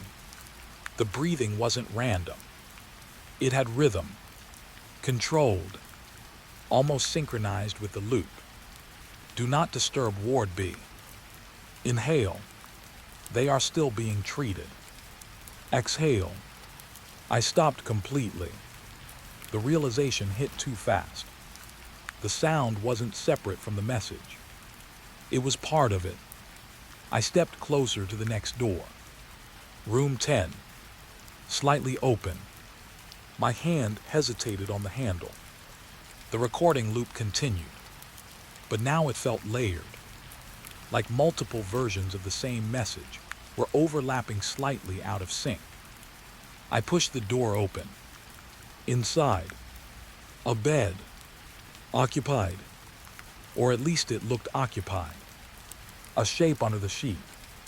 Still, perfectly still, but the monitor beside it showed a steady pulse. Beep, beep, beep. I froze. No, I whispered. I didn't want to go in, but my body moved anyway. One step, then another. The room felt different from the previous ones. Heavier, more aware. I approached the bed slowly. The sheet rose slightly in the middle, like a chest expanding. Breathing. My heart tightened. I looked at the monitor. Still steady, still alive, but nothing here looked alive in a normal sense. I reached out slowly. My fingers touched the sheet. Warm, fresh warmth. I pulled it back slightly, and my breath stopped. Nothing again. Just shape. No body. No face. Just a hollow impression. but the sheet was still moving, very slightly, like something invisible was lying there. I stepped back quickly. The monitor spiked for a second, then stabilized. Beep, beep, beep. The breathing in the room matched it. I didn't like that. I turned and left immediately, back into the corridor. And the moment I stepped out, the recording stopped. Complete silence. That was worse. I stood still, listening. Nothing, not even the hum I had gotten used to. Just dead silence. Then, a soft click. Behind me. I turned slowly. Room 10 door was now fully closed. I hadn't seen it move. My pulse started rising again. "Okay," I whispered, "that's not normal." The silence held for a few seconds. Then the recording came back. But different now. Slower. Lower tone. "Do not disturb Ward B." I stepped backward instinctively. And that's when I saw something at the far end of the corridor. A chair. Same kind I had seen earlier. But now there were two, placed side by side, facing the hallway, like someone was waiting, watching. I swallowed hard. The message continued. They are still being treated. But now I realized something. It wasn't warning me anymore. It was describing reality. I walked forward again, slowly, carefully. The chairs didn't move, but I felt like they were closer than before. I passed them without looking directly, and as I did, I heard something faint. Not the recording, not breathing. A whisper, right beside me. "Don't wake them." I stopped instantly. My skin tightened. I turned slightly. Nothing, but the whisper had direction. Not random. Intentional. I moved again. Faster now, trying to reach the end of the corridor. But the hallway seemed longer again. Stretching. Subtle but wrong. Like it was delaying my exit. The recording changed again. Now overlapping voices. "Do not disturb Ward B. Do not disturb Ward B. Do not." The repetition started breaking apart, like multiple recordings were playing at different speeds. I covered my ears for a moment, but it didn't help, because it wasn't external anymore. It felt internal, inside my head. I stopped walking, then noticed something terrifying. The doors along the corridor were all open now, every single one, and inside each room, stillness, shapes, beds, warm light, like all of them were active, all of them occupied, but no one was visible. I backed away slowly. "This is not real," I whispered again. But the corridor responded. Not with words, with movement. One of the doors closed slowly. Then another. Then another. Like a chain reaction. Controlled. Measured. I turned toward the exit again. But it wasn't clear anymore. The hallway had changed direction slightly. Angles shifted. Lines didn't match. It felt like I was walking inside something that was reorganizing itself around me. The recording came back one final time, but now it was right above me. Clear, close, almost inside my ear. "Do not disturb Ward B. They are still being treated." Then a pause, longer than before. And then, a new line. "Patient awareness detected." My breath stopped. Patient awareness. That didn't sound like me, but I knew it was. The lights flickered once, and in that flicker, I saw movement in every open room at the same time. Not bodies, not full forms, just shifting impressions under sheets, like they had all reacted at once. Then darkness returned. Silence followed, heavy, waiting. I took one step backward, then another, and realized something that made my chest tighten completely. The recording had stopped, but the breathing had not. It was everywhere now, all around me, synchronized, slow, alive, and somewhere deeper, inside Ward B. Something had finally decided I had stayed long enough to be counted. The file shouldn't have existed. That was my first thought. Not fear, not confusion. Just wrongness. Because the schedule in front of me was dated. Old paper, yellowed edges, faded ink. But the system timestamp in the corner of the screen said, "Updated today." I leaned closer. My eyes scanned the rotation list again. Night shift, Ward B, Dr. Harun Qureshi. I stopped breathing for a second. I knew that name. Everyone in medical research circles knew that name. He died 20 years ago. Official record, newspaper archives, internal hospital closure reports. Dead. Gone. But here he was. Listed like he still worked here. Like nothing happened. My fingers tightened on the edge of the desk. "This can't be real," I whispered. But the screen didn't care what I believed. It just kept glowing softly in the dim office light. I scrolled down. More names. More shifts.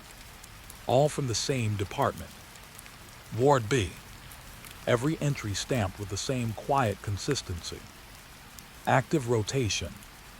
Current duty. Assigned.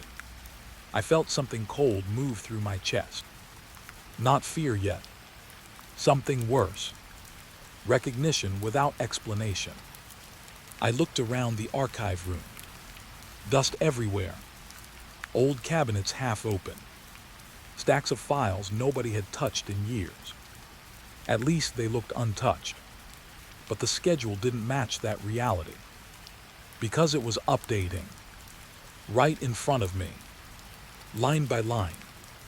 Like someone was still managing it. Still editing it. Still alive inside it. The cursor blinked at the bottom of the list. Waiting. I didn't move. My throat felt dry. Then the system auto-refreshed. The screen flickered once, and a new entry appeared. Dr. Samir Malik, on call, Ward B. I froze. Samir Malik was me. My ID. My registration number. Everything matched. Except I had never been assigned to Ward B. Ever. My chair creaked slightly as I leaned back. Slowly, carefully, like any sudden movement might make the screen notice me. This is a database error, I told myself. But even as I said it, I knew it was. Because errors don't feel like they are watching you back. The lights in the archive room buzzed softly. A low electrical hum. Steady, almost rhythmic. I stood up slowly. Walked closer to the screen again. The schedule had changed. My name was gone. Just gone. Like it had never been there. I blinked. Scrolled. Nothing. Only Dr. Harun Qureshi remained at the top of Ward B rotation. Still assigned. Still active. Still dead. I reached for the keyboard.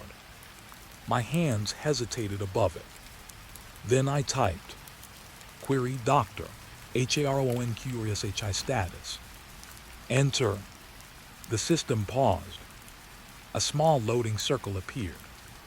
Too long. Too deliberate. Like it was thinking. Then the response appeared. Status, active duty, Ward B continuity unit. I frowned. Continuity unit. That wasn't a medical term. Not in any registry I knew. I leaned closer. My reflection in the screen looked slightly off. Too still. Too pale. I blinked again. The reflection blinked a fraction later. My stomach tightened instantly. "No," I whispered. I stepped back. The screen flickered again. This time faster, like it was reacting to my distance. Then another line appeared below the status. "Note, observer DTCTD." My breath stopped. Observer. Not staff. Not user. Observer. I turned sharply toward the door. The archive room suddenly felt smaller. The walls closer, like the space had quietly shifted while I wasn't paying attention. The hum in the lights grew slightly louder. Not louder in volume. In presence. Like it was getting closer to my thoughts. I grabbed my phone quickly. No signal. Of course. I checked again anyway. Still nothing. Then I heard it. A soft click behind me. Like a file drawer opening. Slow. Careful. I turned immediately. All the drawers were closed.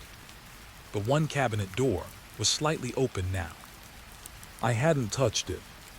I was sure of that. I walked toward it slowly. Each step felt heavier than the last. The air around the cabinet felt colder. Not physically cold. Emotionally cold.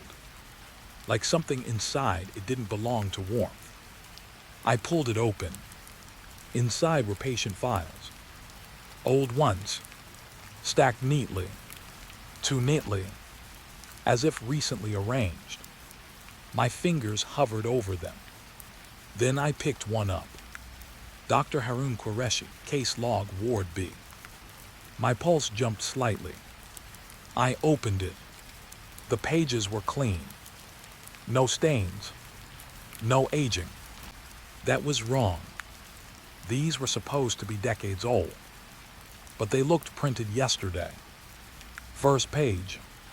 Case notes. All handwritten. Perfectly legible. Too precise. I started reading. Patient interaction recorded at 03:13 a.m. Dr. Qureshi initiated treatment protocol B7. Ward condition stabilized. My brow tightened. Treatment protocol.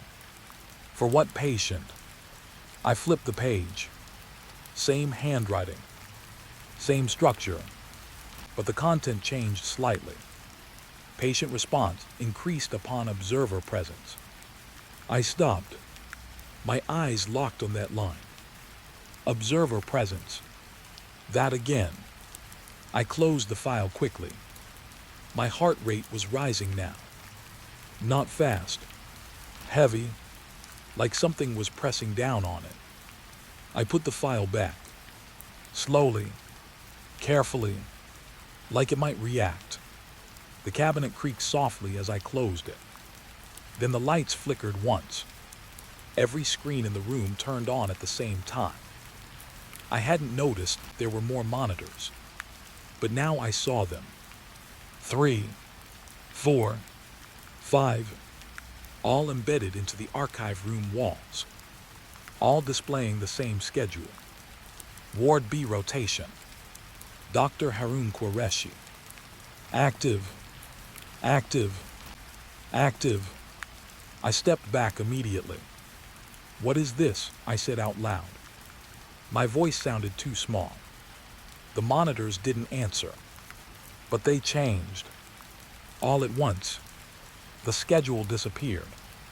Replaced with a single message. Observation in progress. My breathing got uneven. "No," I whispered. "I'm not part of any observation."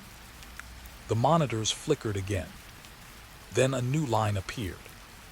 "You have been REVIWED before entry." My stomach dropped. Before entry. That didn't make sense. I hadn't been here long. Had I? I tried to remember. Parking lot. Entrance. Door. Archive room. But something about the sequence felt slightly incomplete, like pieces were missing in between. The lights hummed louder again. I backed away toward the door. Slow. Careful. The monitors followed my movement. Not physically, but visually. All screens adjusted their angle slightly, tracking me. Every step. I reached the door handle, grabbed it, paused, because I heard something behind me. A voice. Soft. Calm. Familiar.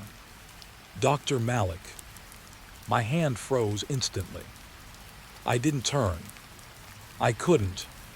The voice continued. You are late for Ward B rotation.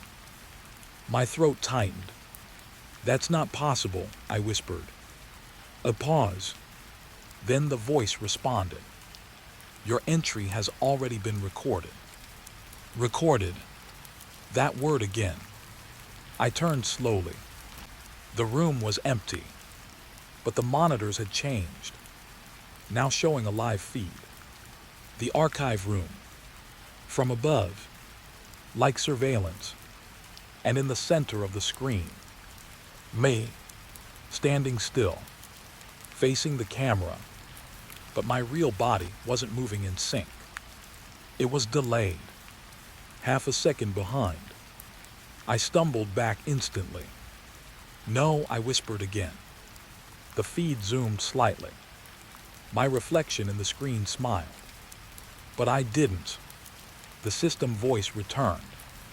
Dr. Harun Qureshi requests continuity assistance. My heart stopped for a moment. Harun Qureshi. Dead, but requesting. The monitors flickered one last time, and the schedule reappeared. Ward B, joint rotation active. Dr. Harun Qureshi. Dr. Samir Malik. My name was back, but this time it wasn't disappearing. It was staying. I turned toward the door again and realized something that made my blood turn cold. The handle wasn't inside the room anymore. It was on the other side, like the exit had moved away from me. And somewhere behind the glass of the monitors, someone I had never met before was already waiting for me to begin the shift I never agreed to. 3:13 a.m. That exact time again. Every screen in the room blinked at the same moment. Not gradually, not one by one, all at once, like something had pressed a hidden switch inside the building. The monitors in front of me shifted from static to live feed. Surveillance mode.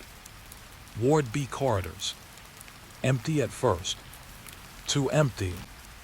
Then the flickering started. My breath slowed without me meaning it to, because I already knew what I would see. I had seen it once before in the system logs, but seeing it live was different. More real. More wrong.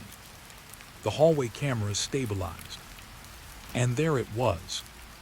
A figure in a white coat, walking, slow, steady, no rush, no hesitation, just moving through the corridor like it belonged to him, or like the corridor belonged to him. My throat tightened instantly. That's not possible, I whispered. The figure turned slightly in the feed. Not enough to see the face, just enough to confirm direction. Ward B hallway. Same path I had walked earlier. Same lighting, but now it looked different through the camera. Cleaner, sharper, like the building had reset itself for him. I leaned closer to the screen.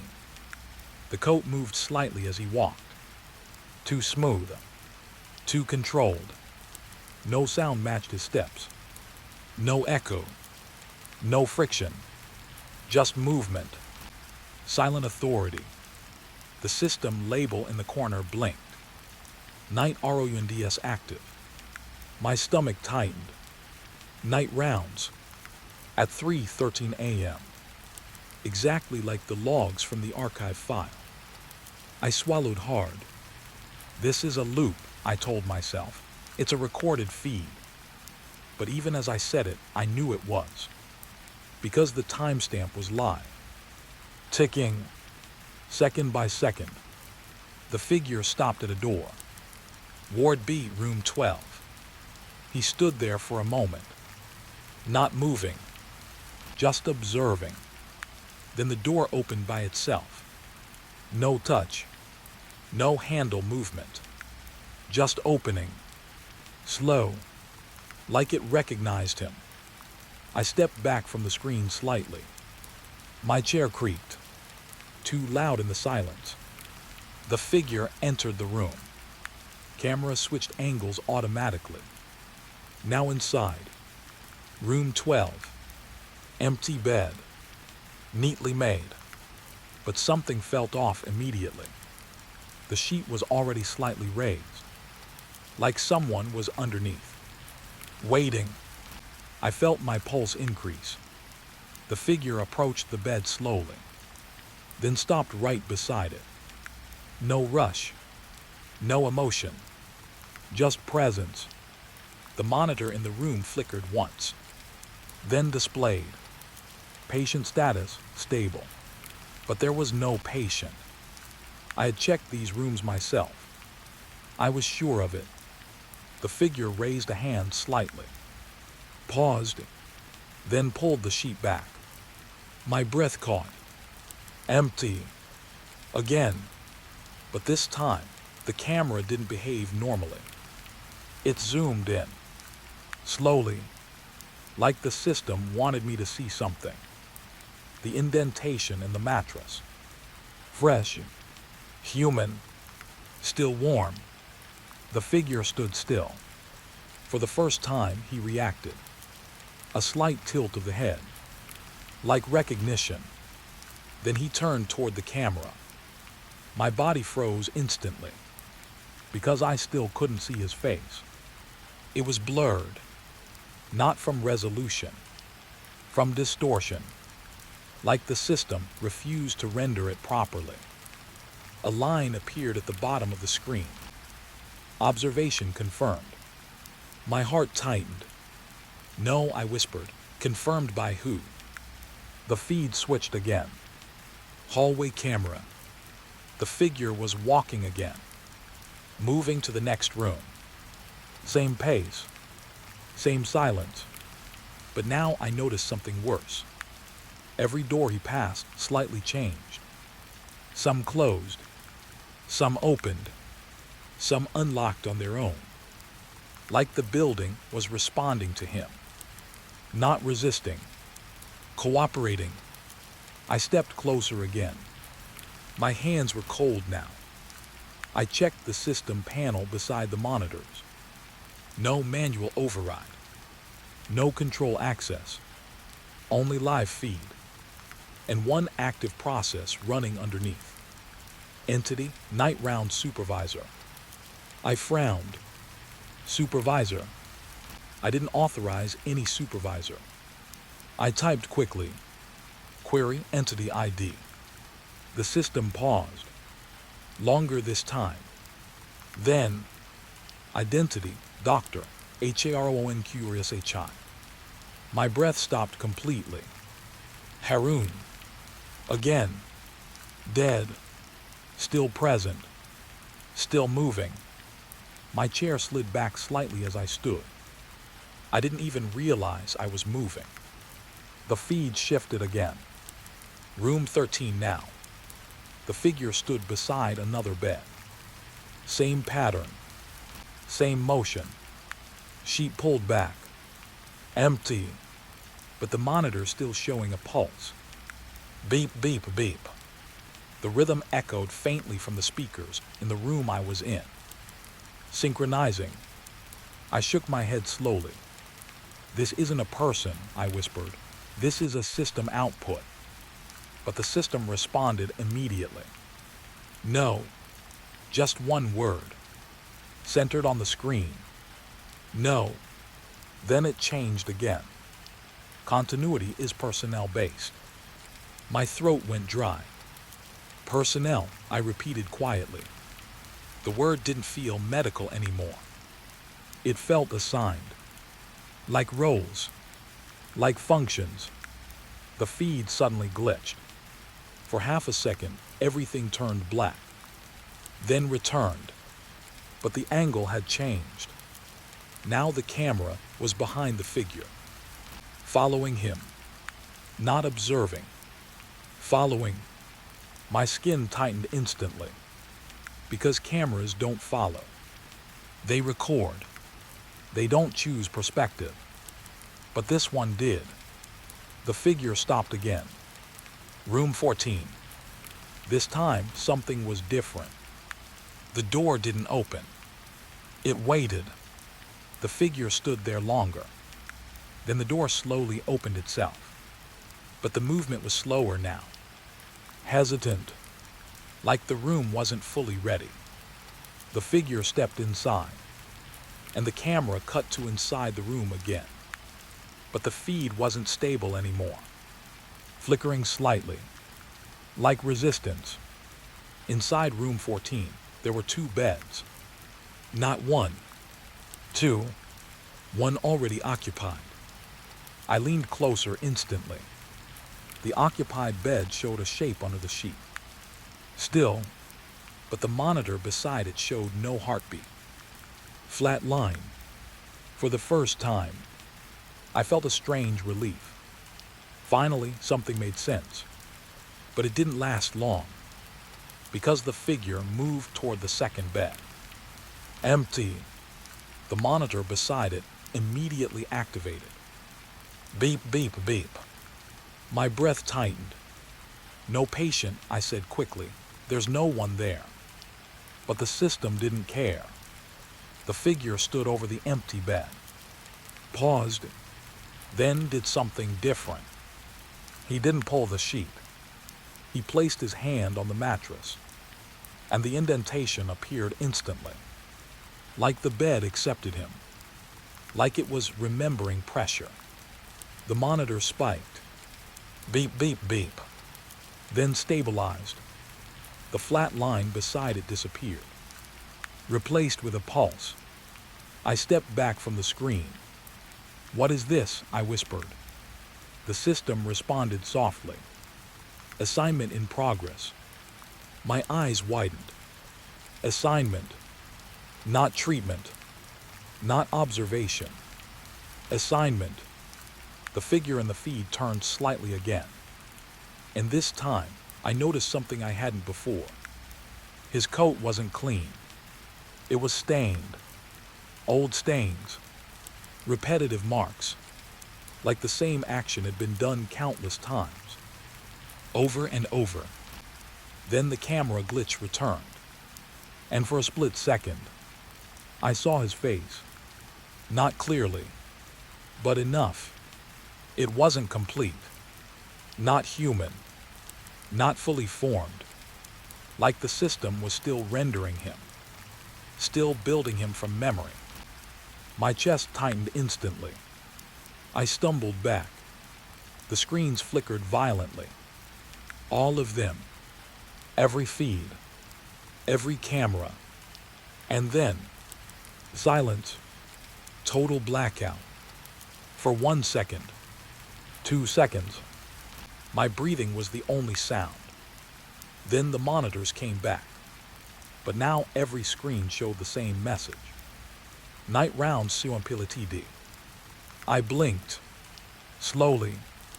And then the final line appeared underneath it. New staff logged in. My name appeared below it. Dr. Samir Malik. Status active. I froze completely. Because in the corner of one screen, a new figure in a white coat had just stepped into Ward B. And he was standing exactly where I was supposed to be. The files changed while I was watching them. That's the part that broke my focus first.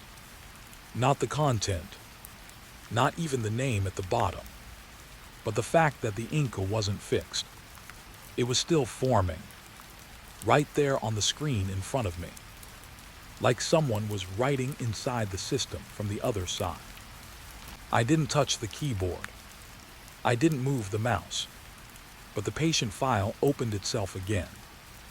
Ward B continuity log. And below it, a new line appeared.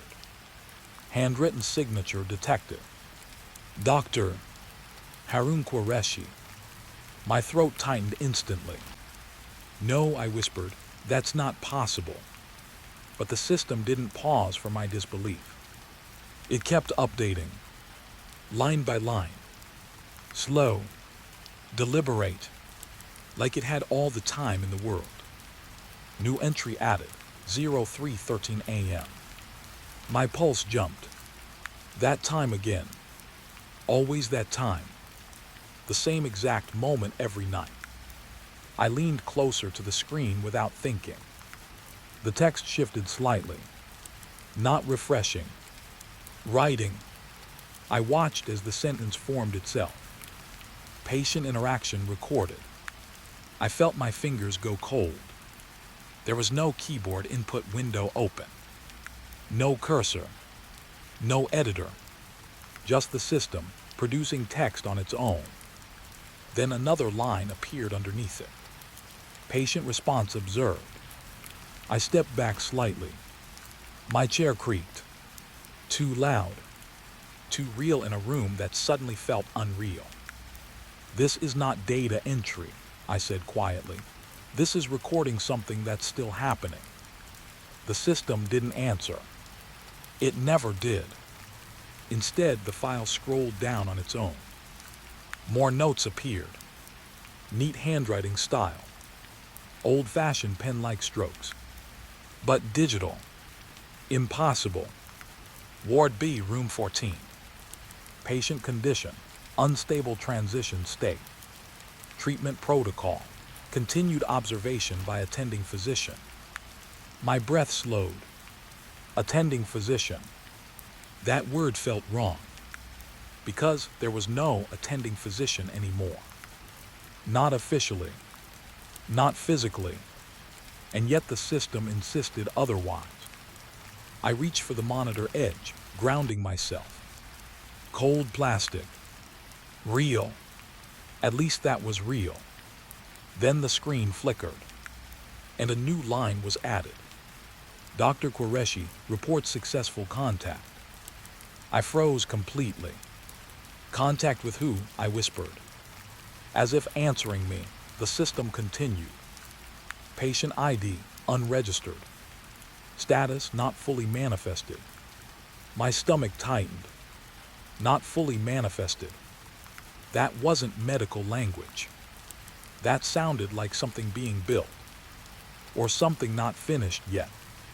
I rubbed my face slowly, trying to think logically, trying to hold onto something normal. But the room didn't let me, because from the speaker above my head, a soft sound returned. Pen on paper. Slow. Scratching. Like someone was writing just out of sight. I looked up immediately. Nothing there. But the sound continued. And now I realized something worse. It wasn't coming from the speaker. It was coming from inside the file itself. The system was mimicking handwriting sounds, while writing itself. My chest tightened again. I backed away from the desk.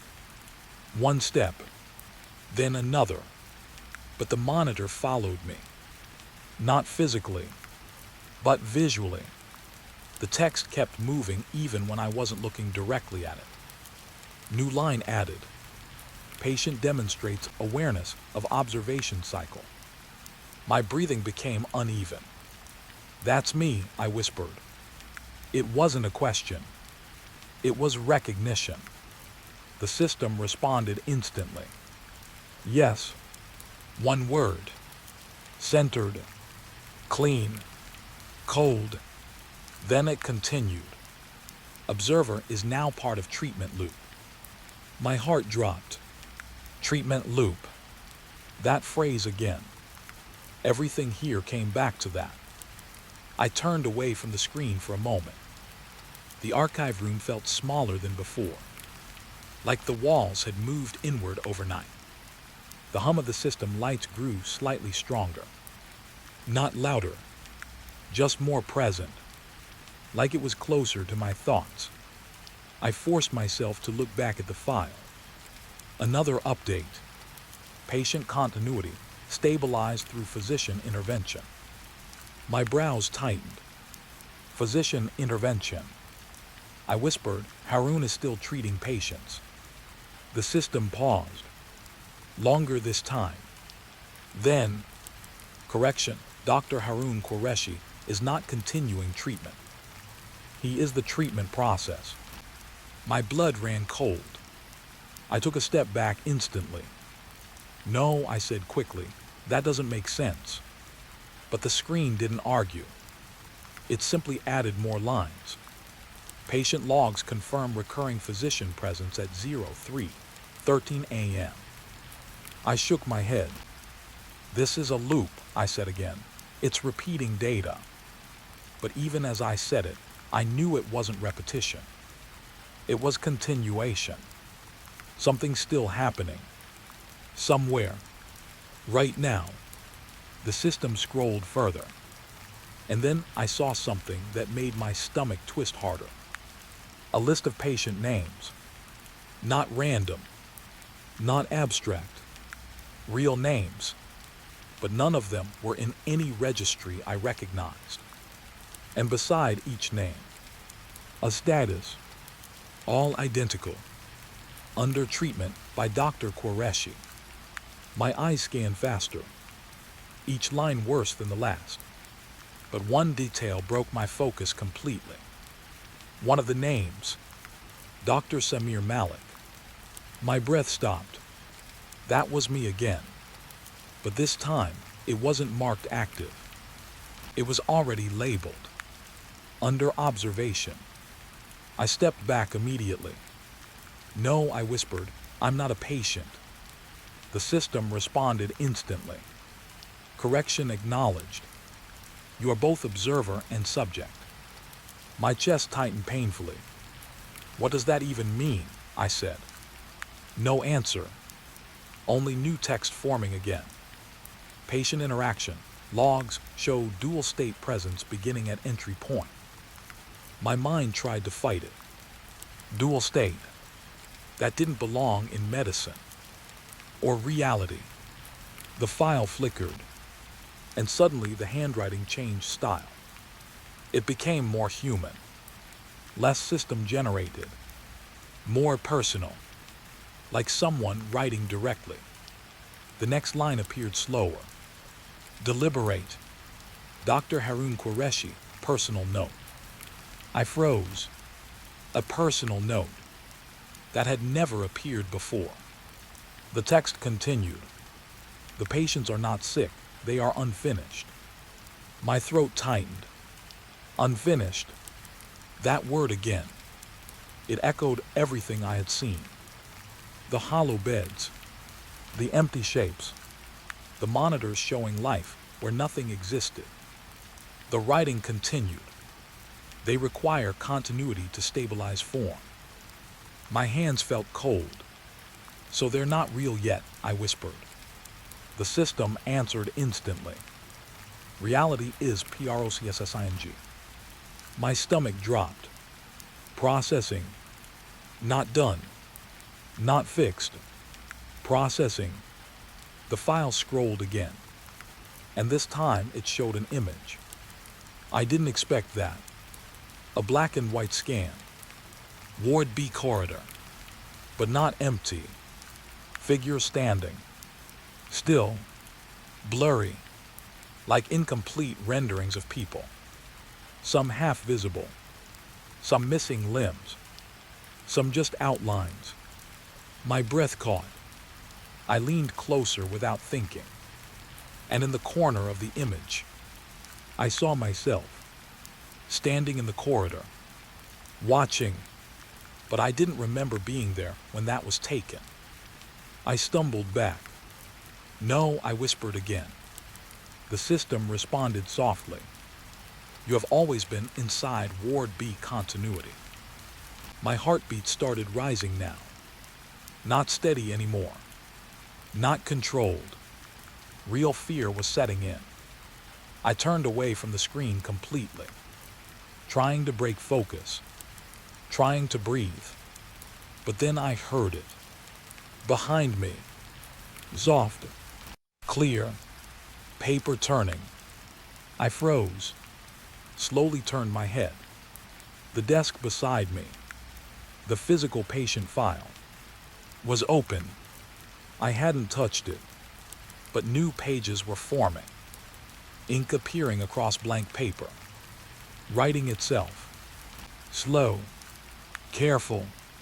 Like a hand I couldn't see was still finishing the sentence.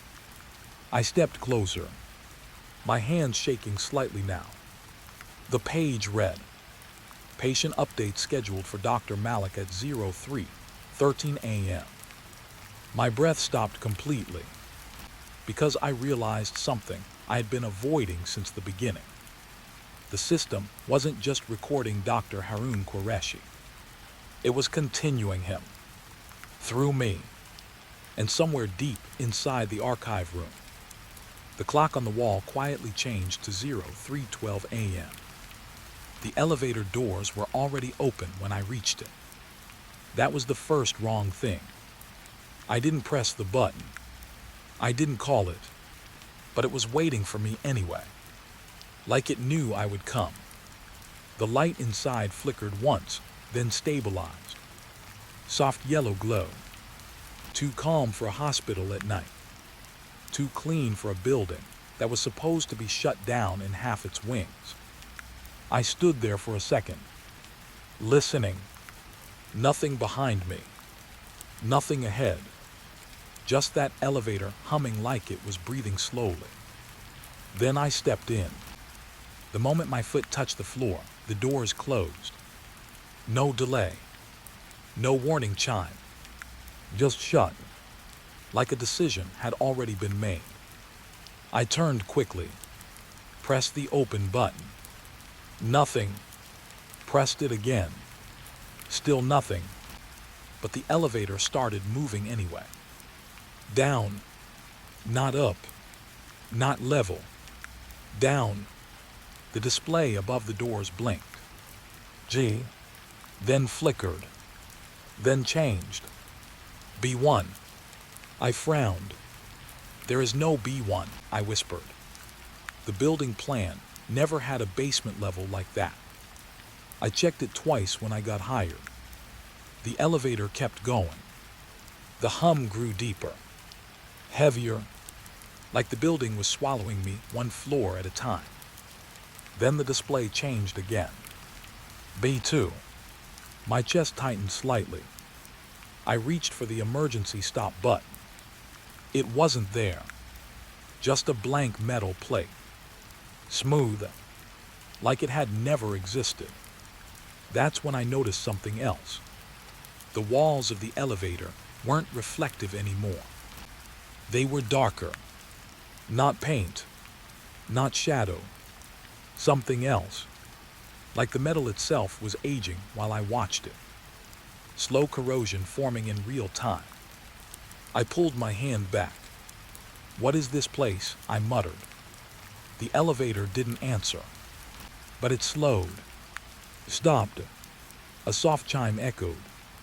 I looked up immediately. B3. Doors did not open. Instead, a voice came through the speaker. Calm. Familiar. Too familiar. Dr. Malik. My body went cold instantly. That voice. I knew it. Dr. Harun Qureshi. But it wasn't coming from a recording. It sounded live. Right beside me. I turned slowly. Nothing. Empty elevator. Just me. The speaker crackled again. You are following continuity protocol correctly. I swallowed hard. This is not real, I whispered. No response, just silence. Then the elevator moved again. Down, faster this time. Before, my breathing got heavier. I pressed my back against the wall, trying to ground myself, trying to think logically. But logic was slipping, because the numbers were going in a direction that didn't exist on any map of the hospital. The display flickered again. B5. I froze. There is no B5, I said out loud. But the elevator didn't care. It slowed again. Stopped. Another chime. This time the sound was different. Longer. Like a pause. Like something waiting on the other side. Then the doors opened. Cold air rushed in immediately. Not hospital air. Not sterile. Damp. Old. Like a sealed room, finally remembering breath. I didn't step out right away. My instinct screamed not to. But curiosity pulled harder. I looked, and I saw a hallway. Long. Dim. Lights buzzing softly overhead. But something was wrong with the geometry. The hallway looked too long for the building. Too deep. Like it was extending beyond the hospital itself. I hesitated, then stepped out. The moment I did, the elevator doors closed behind me. No sound. No warning. Just gone. I turned instantly. Empty wall. No elevator. Just corridor. My stomach tightened. No, no, no, no, I whispered. I walked back to where it should have been. Nothing. Just cold concrete. Smooth. Like it was never there. I ran my hand along the wall. It felt normal. Too normal. But the space still felt wrong. Like something had been removed from reality and patched over. I turned slowly. The hallway stretched in both directions. Identical. No signs. No doors. Just endless dim light. And then I noticed something. Footprints. Fresh. In the dust. Small at first. Then more. Leading forward. I frowned. These weren't here a second ago, I said. I followed them slowly. Each step louder than the last. The silence around me wasn't empty. It was waiting. The footprints led to a door. Old. Metal. Half rusted. A hospital tag still attached. Ward B service access. My breath tightened slightly. Ward B again. Always Ward B. I reached for the handle. Paused. Something inside me hesitated. But then I remembered the elevator. The voice. The downward floors that didn't exist. This door felt like part of the same system. I pushed it open. It groaned. Too loud. Too real. Inside was a small maintenance corridor. But the lights were on. Fully on. Bright. Warm. That's what confused me most. Warmth. In a place that should have been abandoned. I stepped inside. The door shut behind me instantly. Locked. I turned quickly. Pressed the handle. It didn't move. No, I muttered. No, I'm not trapped again. But I was. The corridor stretched forward, and I heard something faint. A hum. Electrical. Like machinery running deep inside the walls. I followed it. Slowly. Carefully. Every step making the hum slightly louder. Then I saw it. A small control panel on the wall. Old model. But active. Green light blinking. Status continuity active. I stared at it. That phrase again, I whispered. Continuity. Always continuity. I reached toward the panel. Before I touched it, the screen changed. ACCSSNG profile. Dr. HAROONQRSHI. My hand froze midair. The screen flickered, then showed a live feed. Not recorded. Live. Ward B corridor. But from a different angle. Higher, like a camera placed above the ceiling. I leaned closer and saw him, Dr. Qureshi, standing still in the hallway. Not walking, just standing, waiting. My pulse jumped. He slowly turned his head upward, directly toward the camera, directly toward me, even though I wasn't there. Then the screen displayed, "He is aware of your descent." My throat tightened. "This is impossible," I whispered. The panel responded instantly. "Descent confirmed. B5 connection established." Then another line appeared underneath. Subject Dr. SAMER Malik. Status integration in progress. My blood ran cold. Integration. Not entry. Not observation. Integration. The corridor lights flickered once, then stabilized. But now they felt different. Warmer. Like something inside the building had noticed me properly for the first time. And far behind me, I heard the elevator chime again, somewhere in the wall, even though it wasn't supposed to be there anymore. And this time, it was coming back up. The system log changed while I was looking at it. That was the moment I stopped pretending this was just a malfunction, because I saw my own name move. Not appear. Move. Like it had always been there, and someone had just decided to shift it into the wrong place. Dr. SAMER Malik active. Status ON duty. Then right under it, another line formed slowly. Dr. HARONQRSHI, ongoing shift. My throat tightened instantly. Ongoing shift, I whispered. He's still working. The screen flickered once, then replied, "Yes." One word. No hesitation. No system delay.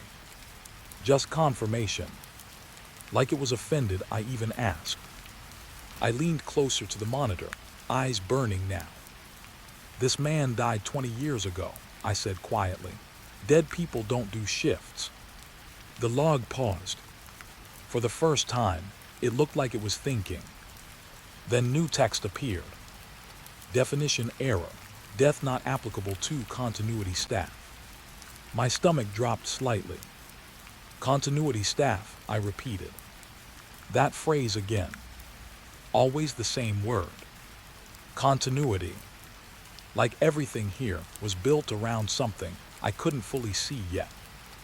The screen suddenly shifted.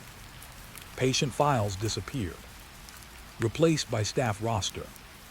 Ward B personnel list. My eyes scanned quickly. Most names were familiar. Doctors I had seen in old archives. Nurses whose records I had already checked. But one thing made my chest tighten harder. Every single name had the same status. On duty. Even the ones I knew were retired. Even the ones marked deceased. I shook my head slowly. "This is wrong," I whispered. "This is completely wrong." Then the list updated again. Slowly, like it was correcting me. One staff member updated. My name blinked. Once, then stayed. Dr. SAMER Malik, on duty. But underneath it, something else appeared. Shift supervisor, Dr. HARONQRSHI. My breath stopped for a second. Supervisor, I said. The word didn't feel like a title anymore. It felt like ownership. Like I wasn't reading a system.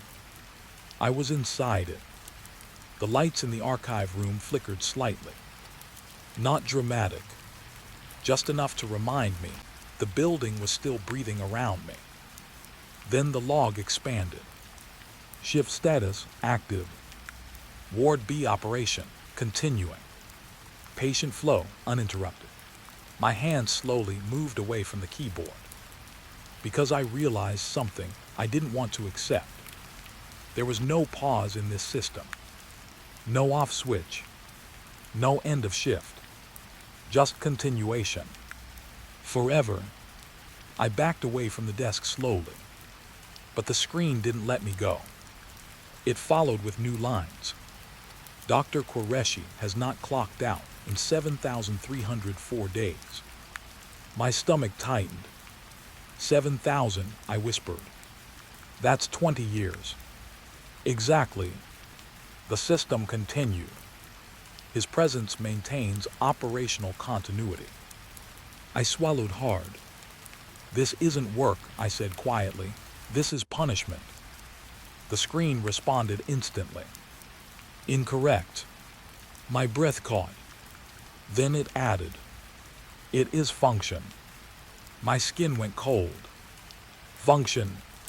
Not life. Not death. Just function. Like a machine refusing to stop. Like a roll that kept running even after the person disappeared. I turned away from the screen for a moment, trying to breathe, trying to think. But then I heard it. A sound I hadn't noticed before. Typing. Soft. Steady. From inside the room. Not the keyboard. Not the system. But something deeper. Like the building itself was writing. I turned slowly. The physical patient file on the desk was open again. Pages turning on their own. One by one. No wind. No hand. Just movement. Then I saw the ink. It was darker than before. Thicker. Like it had just been poured into existence. New line forming. Shift overlap DTCTD. My throat tightened. Overlap, I whispered. The system responded on the screen at the same time. Yes. Both voices. Together. Inside and outside. I stepped closer to the file. And the next line appeared. Dr. HARONQRSHI is currently present in 3 locations. My eyes widened. No, I said quickly, that's not possible. But the system didn't care about possibility. It listed them anyway. Ward B corridor. Elevator access layer. Administrative archive node. My stomach twisted. 3 places at once. I shook my head slowly. That's not a person, I whispered. That's a process. The system paused. Then replied. Correct. My breath hitched. Then another line appeared. Process status. Unstable human interface DTCTD. I froze. Human interface. That meant me. I stepped back instantly. The room felt smaller again, like it was closing in from all sides. The lights flickered once more. And then, the intercom crackled. I didn't touch anything. It turned on by itself. A voice filled the room. Calm. Low. Familiar. Dr. Harun Qureshi. But not recorded. Live. Dr. Malik, the voice said softly. My body went still. I didn't answer. Couldn't. The voice continued. You are checking the logs incorrectly. My throat tightened. I'm not checking anything, I whispered. A pause. Then the voice responded. You are inside them now. My chest tightened instantly. No, I said quickly. I'm in the archive room. Another pause. Then, the archive room is a memory layer, not a location. I looked around instantly. The walls didn't feel real anymore. They felt reconstructed, like they were being remembered instead of existing. I backed away from the desk slowly. "Why am I here?" I asked quietly. The voice didn't hesitate. "Because I never clocked out." Silence. Heavy silence. Then the system screen changed again. It showed a video feed. Ward B corridor. But now I saw something new. Every door had labels. Every label had names. And every name was active. Even the empty rooms. Especially the empty rooms. Then I saw it. A door labeled Dr. Samer Malik, Observation Unit. My breath stopped. "That's me," I whispered. The voice returned. "Yes, just that. Simple. Final." I stepped closer to the screen. "No," I said again. "I didn't agree to any of this." The system responded immediately. "Agreement not required for continuity entry." My stomach dropped. "Entry," I repeated. Then I understood something I didn't want to. This wasn't a job. It wasn't a shift. It was entry into something that didn't end. The screen flickered, and for a moment I saw it. Not Ward B. Not corridors. Something deeper. Layers of corridors stacked inside each other. Elevators moving without floors. Beds resetting themselves. Doctors walking through loops of time that never ended. And at the center of it all, a figure in a white coat, standing still, watching, waiting. Dr. Harun Qureshi. But now I saw him clearly. Not as a man, but as repetition, as pattern, as something refusing to stop existing. The voice came again. Soft. Closer. "You will take my place soon." My breath caught. "No," I whispered. But even as I said it, I felt something change inside the system. My name shifted again. Slowly, like ink settling into paper. Dr. Samer Malik, shift in progress. I stepped back instantly. "No, no, no," I muttered. But the screen didn't stop. It only added one more line. "Clock out DNID." The room lights flickered harder now. The intercom stayed open. And from somewhere deep inside the hospital, I heard footsteps approaching. Slow, measured, coming closer. Not from outside, from inside the system itself. And then the voice said one last thing. "Welcome to continuity." The monitors all turned black at once, except one, which showed my chair. Empty, waiting. The first thing we saw wasn't the building. It was the light, a thin glow leaking through the basement vents of the asylum. Faint, impossible, because the entire structure had been shut down for years. No power, no maintenance, no reason for anything to be alive inside it. And yet, the meters on our truck were going crazy. "Voltage spike again," Farouk muttered beside me. The needle jumped hard, dropped, then jumped again, like something inside the building was breathing through the grid. I stared at the readings. "This place is supposed to be dead," I said quietly. Farouk gave a short laugh, but it didn't sound real.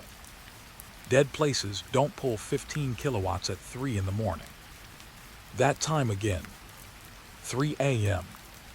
Every instrument we had pointed to the same moment, like the building was syncing itself to a clock we couldn't see. I stepped out of the truck. Cold air hit my face immediately.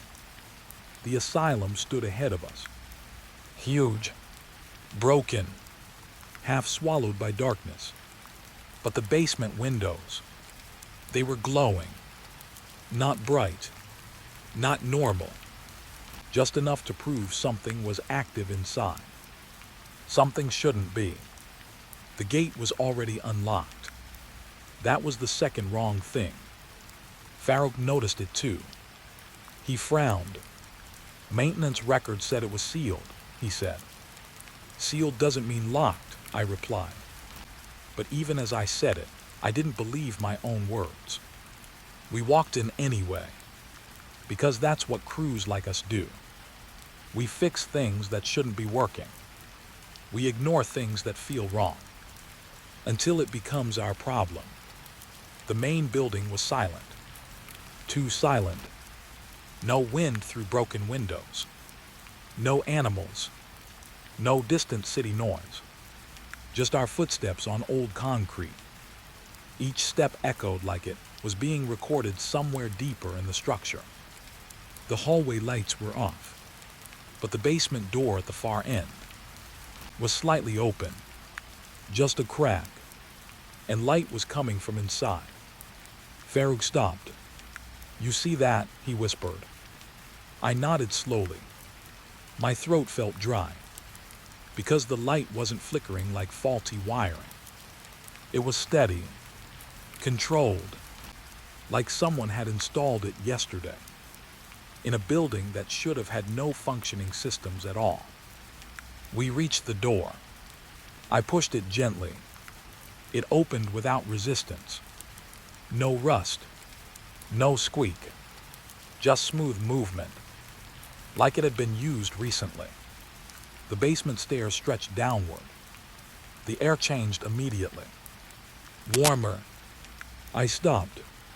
That's when I noticed something worse. The smell. Not decay. Not mold. Clean disinfectant. Fresh. Like a hospital. I turned to Farouk. You smell that? He nodded slowly. Yeah, this isn't abandoned. But it was. It had to be. We started down, step by step. The deeper we went, the stronger the electricity hum became. Soft at first, then clearer, like a heartbeat under the concrete. The walls were peeling, old paint hanging in strips, but the lights above us were new, white, modern, impossible. Farouk touched one of the fixtures. It was warm. Someone wired this recently, he said. I shook my head. No one been here in years. But even I didn't sound convinced. We reached the bottom. The basement opened into a wide corridor. And everything changed. The space didn't look abandoned. It looked active. Power cables ran neatly along the walls. Circuit boxes blinked green. Indicators pulsing like a living system. Farouk slowly stepped forward. This is industrial grade, he said. Who funds a setup like this in a dead asylum? I didn't answer, because I saw something else. A meter panel on the wall. Our equipment immediately synced to it. Voltage readings spiked again. But this time, they stabilized, right at a perfect number. 220 volts. Constant. Like the system had recognized us. Like it had adjusted itself for human presence. That's not normal, I muttered. Farouk nodded slowly. Nothing here is. We moved deeper. The corridor stretched farther than it should have. Every turn looked identical. Every wall perfectly maintained, despite the building's exterior decay. And then we heard it. A low hum. Not electrical. Not mechanical. Something softer. Like voices filtered through machinery. Farouk stopped. Tell me you hear that, he said. I did, but I didn't want to admit it. We followed the sound. It led us to a heavy steel door. No label. No sign. Just a glowing panel beside it. Active grid access, basement core. Farouk looked at me. We shouldn't open this, he said. I agreed instantly, but my hand was already moving. Because the panel wasn't locked, it was waiting. As soon as I touched it, it scanned my hand. Green light. Accepted. Farouk's eyes widened. You've got access. I started. But the door unlocked before I finished. A deep mechanical sigh filled the hallway. Then it opened. Inside was a room full of servers. Rows and rows of blinking systems. All running. All active. In an abandoned asylum. Farouk stepped in slowly. This is impossible, he whispered. The hum here was louder. Not painful. Controlled. Structured. Like an organized pulse. I walked forward. Every server had a label, but not technical ones. Names. Patient names. Staff names. Human identifiers tied directly to machines. My stomach tightened. This isn't power distribution, I said slowly. This is storage. Farouk frowned. Storage of what? I didn't answer, because I saw one screen turn on by itself. A single monitor at the far end of the room. It flickered once, then displayed text. Welcome maintenance crew. Farouk stepped back instantly. What the hell is that? I moved closer. The screen updated again. Power restored successfully. My chest tightened. We didn't restore anything, I said. But the system replied instantly. Restoration initiated upon entry. Farouk looked at me now. His face was pale. Bro, we didn't trigger this. It triggered us. I didn't like how true that sounded. The screen changed again. Grid connection active. Basement core online. Secondary SYSDMS awakening. Farouk shook his head. No. This is just a hacked setup. Someone built a private system down here. But even he didn't believe it. Because the servers were reacting. Not just running. Reacting. Like they were responding to our presence. The hum grew slightly louder. And then, a new message appeared. Dr. HARONQRSHI link established. My breath stopped instantly. Farouk noticed my reaction. What is that name? He asked quickly. I didn't answer, because I knew that name wasn't supposed to exist in any active system. Dead for decades. And yet, connected. The screen flickered again, then showed something that made my skin go cold. A live camera feed. Not from outside. From inside the asylum. Ward B corridor. Dim lights. Empty stretch of hallway. But something was moving at the end of it. Slow. Very slow. A figure in a white coat. Farouk grabbed my arm. That's not here, right? He whispered. I stared at the screen. The figure stopped, slowly turned its head, and looked directly into the camera, as if it knew we were watching from the basement. The system message appeared beneath it.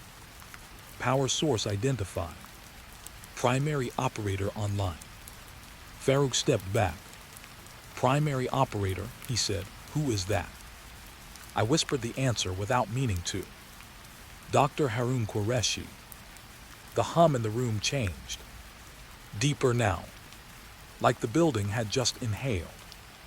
And somewhere above us, something heavy shifted in the structure. Like footsteps restarting an old routine. 3 a.m. was approaching again.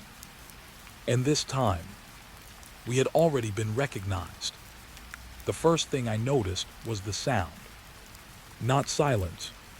Sound. A low, steady hum coming from deep under the asylum like something huge was breathing through metal pipes. I stopped walking. My flashlight beam shook just a little, and I hated that it did. "You hear that?" I asked. No one answered right away. Behind me, Javed and Malik were still adjusting their gear, stepping over broken concrete and old warning signs. The place was supposed to be dead. That's what the report said. No power, no systems, no life. And yet the air felt warm. Not normal warm, not outside heat. Warm like something had just passed by us. Javed finally spoke. "It's probably old wiring, residual load." He said it like he believed it, but his voice didn't sound steady. We were standing near the service stairwell that led down to the generator level. Rusted doors, chains hanging loose. The lock was already broken. That was the first real problem, because in reports, it was sealed for 20 years. I pulled the door open anyway. The smell hit first. Oil, hot metal, and something else under it, like wet cloth left too long in a closed room. My stomach tightened. "Fuel smell," Malik whispered. I shook my head. There shouldn't be any fuel here. We stepped down slowly. Each step made the sound louder. The hum wasn't random, it had rhythm. Like a heartbeat trying to learn how to be a machine. Halfway down, the lights flickered. I stopped again. "Did you see that?" I said. Jave didn't answer immediately. He was staring at the wall. There were fresh scrape marks on it. Not rust marks. Scrapes. Like something had been dragged down these stairs recently. Malik leaned closer. "Those look new." "That's impossible," I said before I could stop myself. Because it was impossible. This place had been shut down since before I started working in utilities, officially abandoned, no maintenance, no power. And yet, we reached the generator floor. The door was already open. Not forced open. Not broken. Just open. Like someone was expecting us. Inside, the space stretched out in a long underground chamber filled with old industrial machines. Giant generators lined up like sleeping animals. At least they should have been sleeping. But they were. They were running. Slowly, steadily. Each unit vibrating with life. The meters were glowing green. Not red, not warning, green. Perfect operational green. My throat went dry. This makes no sense," Malik said softly. I stepped forward, scanning the machines. The cables were intact. No fuel lines connected. No external power feed. Nothing. Just sealed metal bodies, somehow producing energy. The hum grew stronger the deeper we walked in. It felt like it was getting inside my teeth. Javed walked toward the main control panel. "I'm checking diagnostics," he said. But I noticed something wrong immediately. The panel was already on. Screens were active. Numbers were moving. Logs were updating in real time. I leaned closer. The system timestamp was current. Not old, not cached. Current. My chest tightened. "Who turned this on?" I whispered. No one answered. Because we all knew the answer didn't make sense. Malik pointed toward one of the generators. "Look at that." I turned, and my stomach dropped. There were handprints on the metal casing. Fresh ones. Dark oil-like smears. Like someone had pressed their hands against the machine while it was still hot. I walked closer. The metal vibrated under my palm when I touched it. Alive. That's the only word I can use. It felt alive. "Temperature is rising," Javed said suddenly. I turned back to him. He was staring at the diagnostic screen. "What do you mean rising?" I asked. "Core output is increasing," he said, "but there's no input load." Malik let out a nervous laugh. "That's not possible." But the screen didn't care what was possible. The numbers kept climbing, and then I noticed something else. A second log window, hidden behind the main interface. I clicked it open, and froze. It was a maintenance record, but not ours, not government, not even modern. The font was old, too clean, too simple, like it had been typed on machines that shouldn't exist anymore. The entry read, generator cycle active, Ward B dependency stable, feeding continues. I felt my skin go cold. Feeding, Malik read over my shoulder. That's not technical language, I said. Javed leaned in, maybe corrupted file. But I already knew it was, because another line appeared, right in front of us, typing itself, slowly, like someone was writing it from the other side of the screen. Do not interrupt the cycle. I stepped back. My flashlight shook harder now. That's impossible, Malik said again, but this time his voice cracked. The hum changed. Not louder. Closer. Like it had noticed us noticing it. Then the generators shifted. Not physically, but in sound. The rhythm aligned. All of them. Perfect synchronization. Like lungs learning one breath. Javed backed away from the panel. We need to shut it down. I grabbed his arm. No, I said quickly. If this thing is self-running without input, we don't touch it. We report it and leave. But even as I said it, I knew leaving wasn't simple anymore. Because the door behind us closed. Not slammed. Just closed. Softly. Like someone had gently pushed it shut. Malik ran toward it immediately. He pulled. Nothing. He pushed. Nothing. It didn't even rattle. Like the frame had fused into the wall. I felt my pulse spike. Okay, I said slowly, forcing control into my voice. There has to be another exit. But the hum got deeper, and the lights above us dimmed. Just slightly. Not off. Not on. Like the building was deciding how much to show us. Javed pointed at the generator row again. His hand was shaking now. Look, he whispered. I turned and saw it. One of the generators had a small indicator light. It was blinking. Not randomly. Not mechanically. Like a signal. A pattern. 3 blinks. Pause. 1 blink. Pause. 3 blinks. My stomach tightened. That's Morse, Malik said quietly. I stared at him. You're sure? He nodded slowly. Javed was already translating under his breath. Then his face changed. All color drained. No, he said. What? I asked. He swallowed hard. It's a name. A pause. I felt something in my chest tighten before he even said it. He looked at me, then at the machines, then back at me, and said it anyway. Mind. The word echoed wrong in the room. Like the building repeated it back to us silently. At that exact moment, every generator dropped 1 tone lower. Not off. Down. Like something had exhaled. And from somewhere deeper in the system, another sound started. Footsteps. Slow. Metallic. Walking across a corridor above us. Jave stepped back. There's someone upstairs. But I already knew the truth was worse. Because the footsteps didn't sound like walking. They sounded like packing. Back and forth. Back and forth. Like a person doing rounds. Malik grabbed my sleeve. We're not alone here. I didn't answer.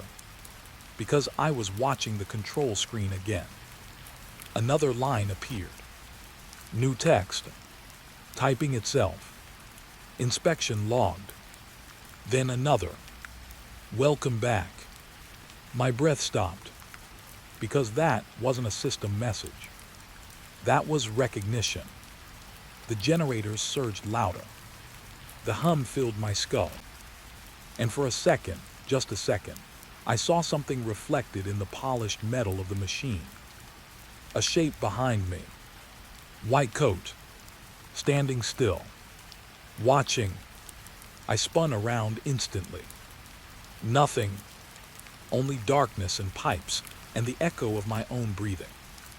But the system didn't stop. Another log appeared. This time slower. Deliberate. Doctor is present. Javed whispered, "That's not us." And then the lights above us flickered one last time. Not randomly. In sequence. Like a pulse. And every generator in the room responded the same way. As if something had just taken control of the entire building's heartbeat. Somewhere deep in the asylum, something started waking up properly. And we had just been noticed by it. The logbook was open before I even touched it. That was the first thing that made my stomach drop. Because I knew I had left it closed. I remember closing it. I remember the thick, dusty cover snapping shut under my hand when we first found the maintenance station in the basement corridor. Everything down here was supposed to be dead paper, old records, forgotten systems. But now it was open again. And the pages were moving. Not flipping. Not turning. Just shifting slightly, like something invisible was breathing through them. Jave stood behind me, silent for once. Malik didn't even come closer. He stayed near the doorway, watching the hallway like he expected it to swallow him. I leaned in slowly. My flashlight beam shook over the page. Fresh ink. Still wet. I touched the edge of the paper without thinking. It smudged. Real ink. Not printed, not copied. Written. Right now. My throat went dry. "This is impossible," I whispered. Javed finally spoke behind me. "We're underground, old ventilation lines. Maybe humidity is." He stopped mid-sentence. Because the writing moved. Not physically, but the words formed again. Right in front of us. Slowly. Like someone was continuing a sentence. They had paused just to wait for us. I pulled my hand back fast. Malik whispered, "That's not a system feed, right?" "No," I said, "that's handwriting." And I knew whose handwriting it was. Because I had seen it before. In the old patient files upstairs. Neat, controlled, clinical. Dr. Armin Qureshi. The doctor who officially died 20 years ago. The page in front of us read, "Generator cycle stabilized. Visitors confirmed." My chest tightened. Visitors. That meant us. Javed bent closer, breathing heavier now. Maybe someone is messing with us. Remote access. Hidden system loop. "There's no network down here," Malik cut in sharply. And he was right. We checked that already.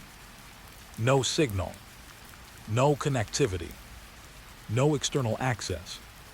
Just stone, metal, and dead systems. And yet the logbook continued.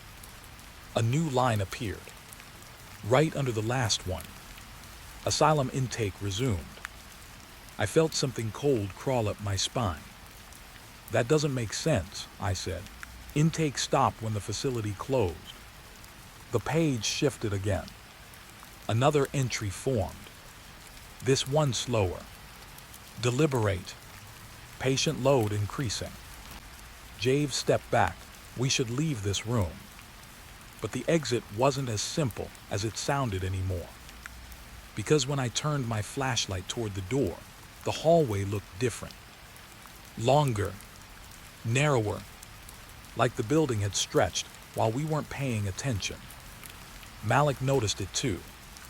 "Did that corridor always go that far?" he asked. No one answered him.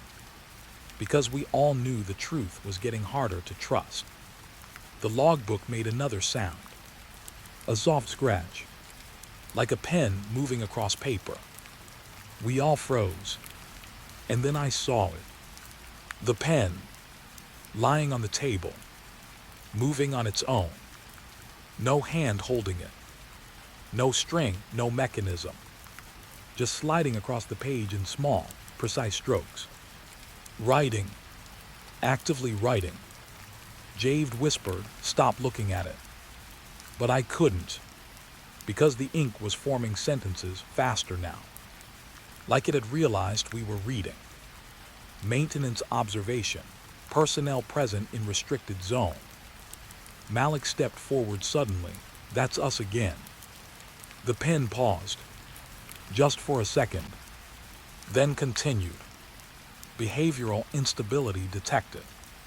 I swallowed hard. "It's describing us." The room felt smaller. Not physically, emotionally, like the walls were listening closer now. Javed pointed at the corner of the room. "Look at that cabinet." We turned. Metal storage shelves lined the wall. Old medical binders stacked neatly inside.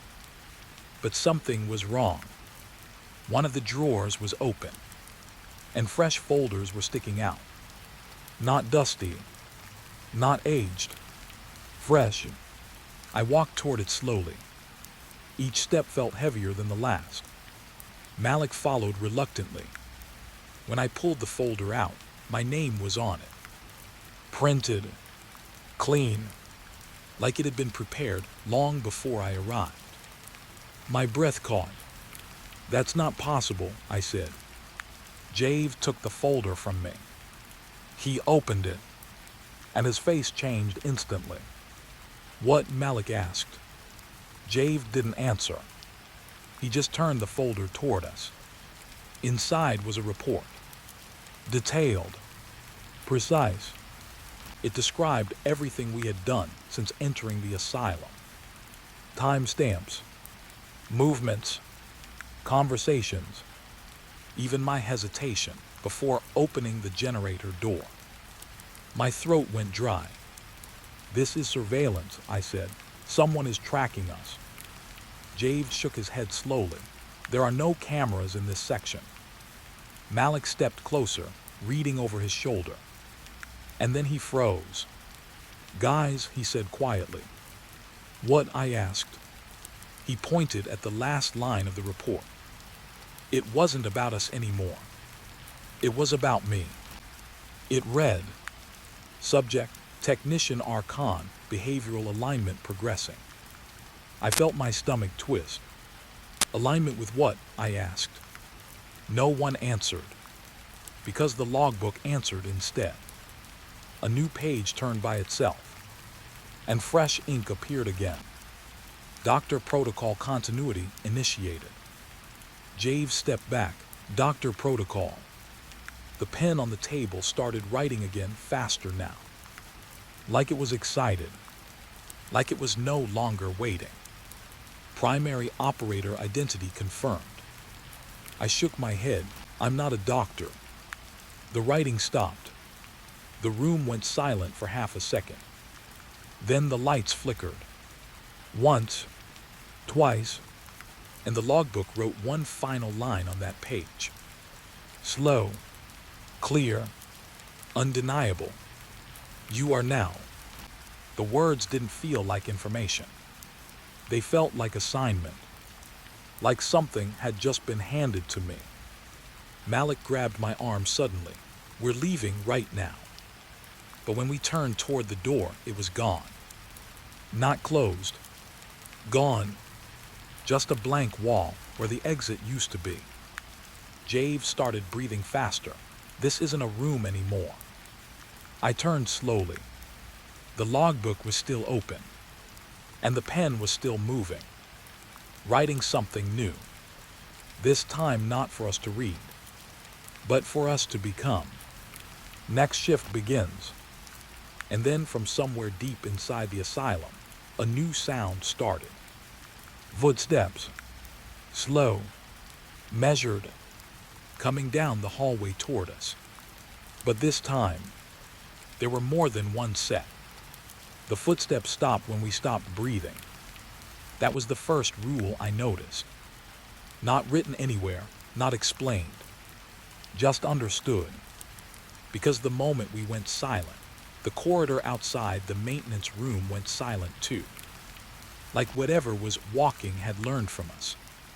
Javed slowly backed away from the doorless wall where the exit used to be. His flashlight beam shook across the concrete like it didn't belong to him anymore. "It's responding to us," he whispered. Malik swallowed hard. That's not possible, sound doesn't react. But I was already watching something else. The logbook. It was still open. Still writing. New lines forming, even without the pen touching it now. Like the system didn't need tools anymore. Just intention. Power distribution adjusted. Lower sectors active. Light dependency confirmed. I didn't like that word.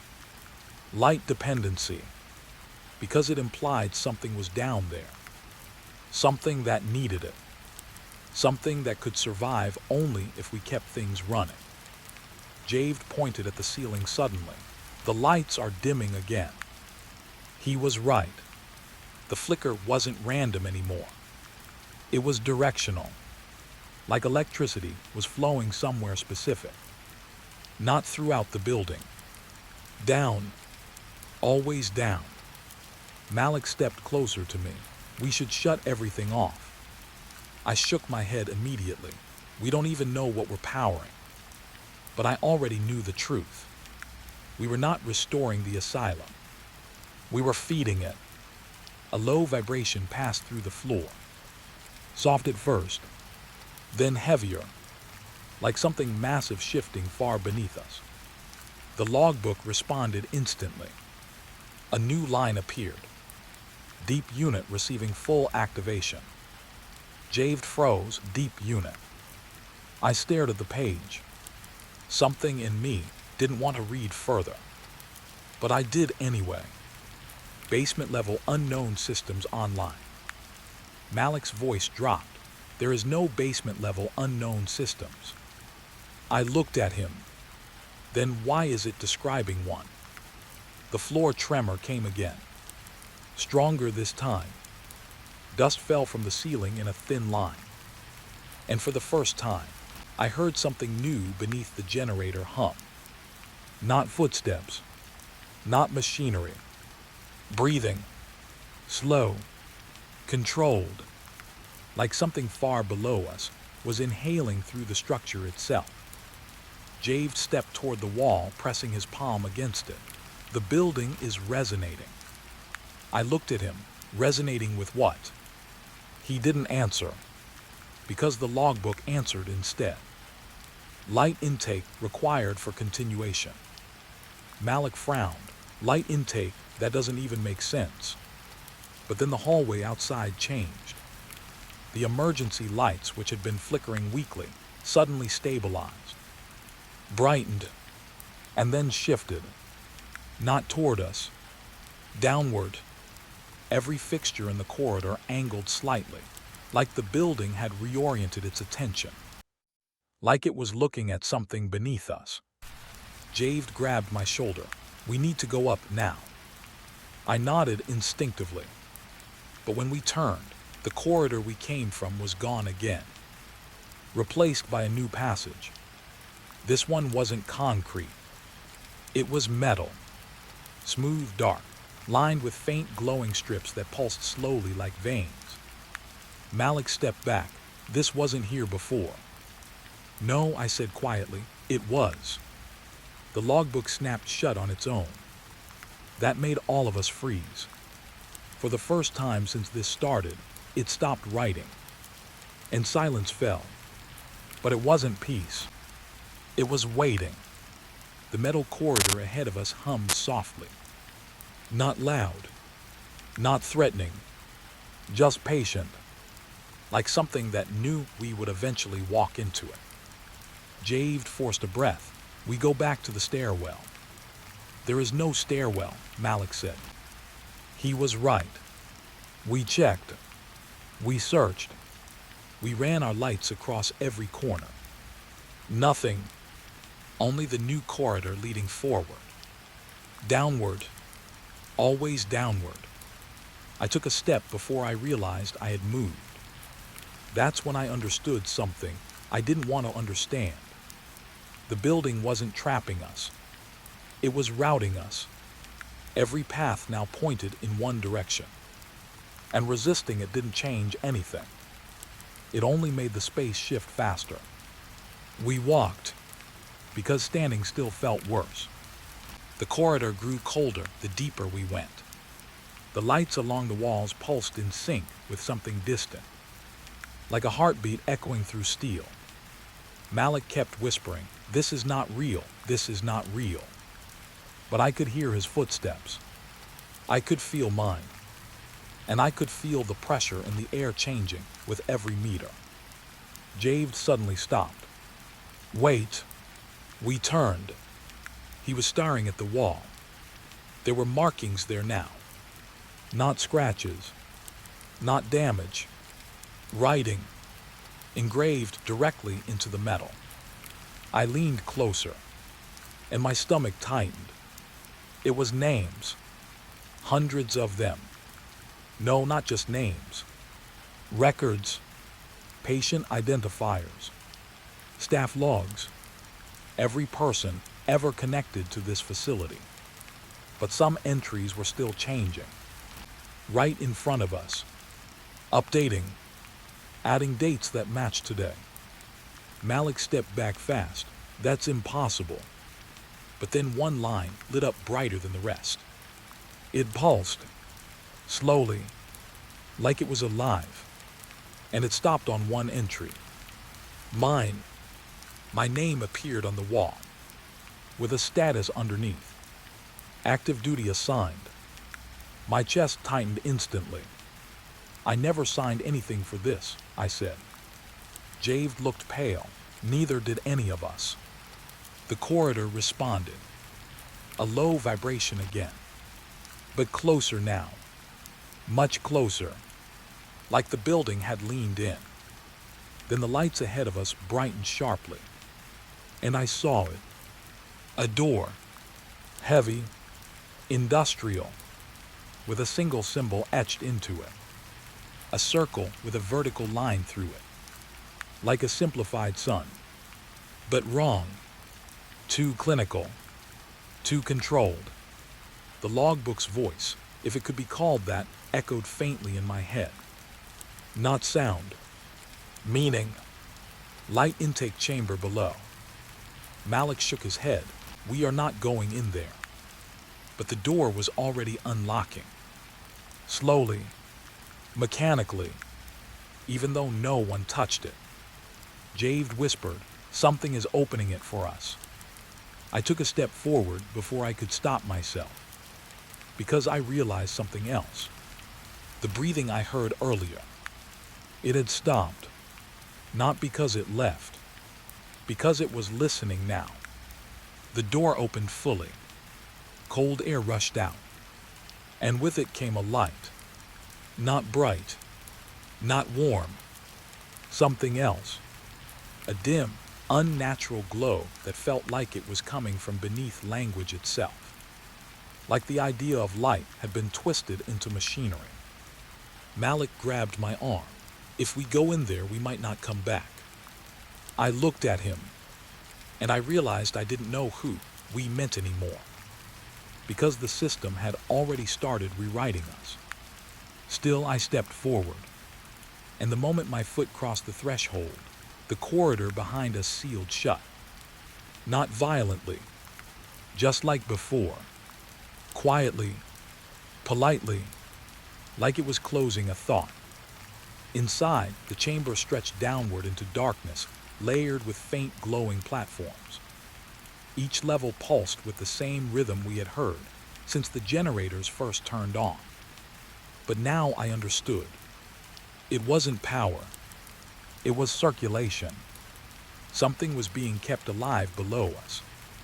and everything above was just supporting it. Jade whispered, "We are inside the system now." Malik looked down the endless descent and said the thing none of us wanted to say out loud. "Then what exactly are we powering?" The chamber answered, not with words, but with a deeper pulse, a slow, patient surge from somewhere far below. And in that moment, I realized the truth was not that the asylum was abandoned. It was that it had never stopped working. It had only been waiting for enough light. And now we were the ones providing it.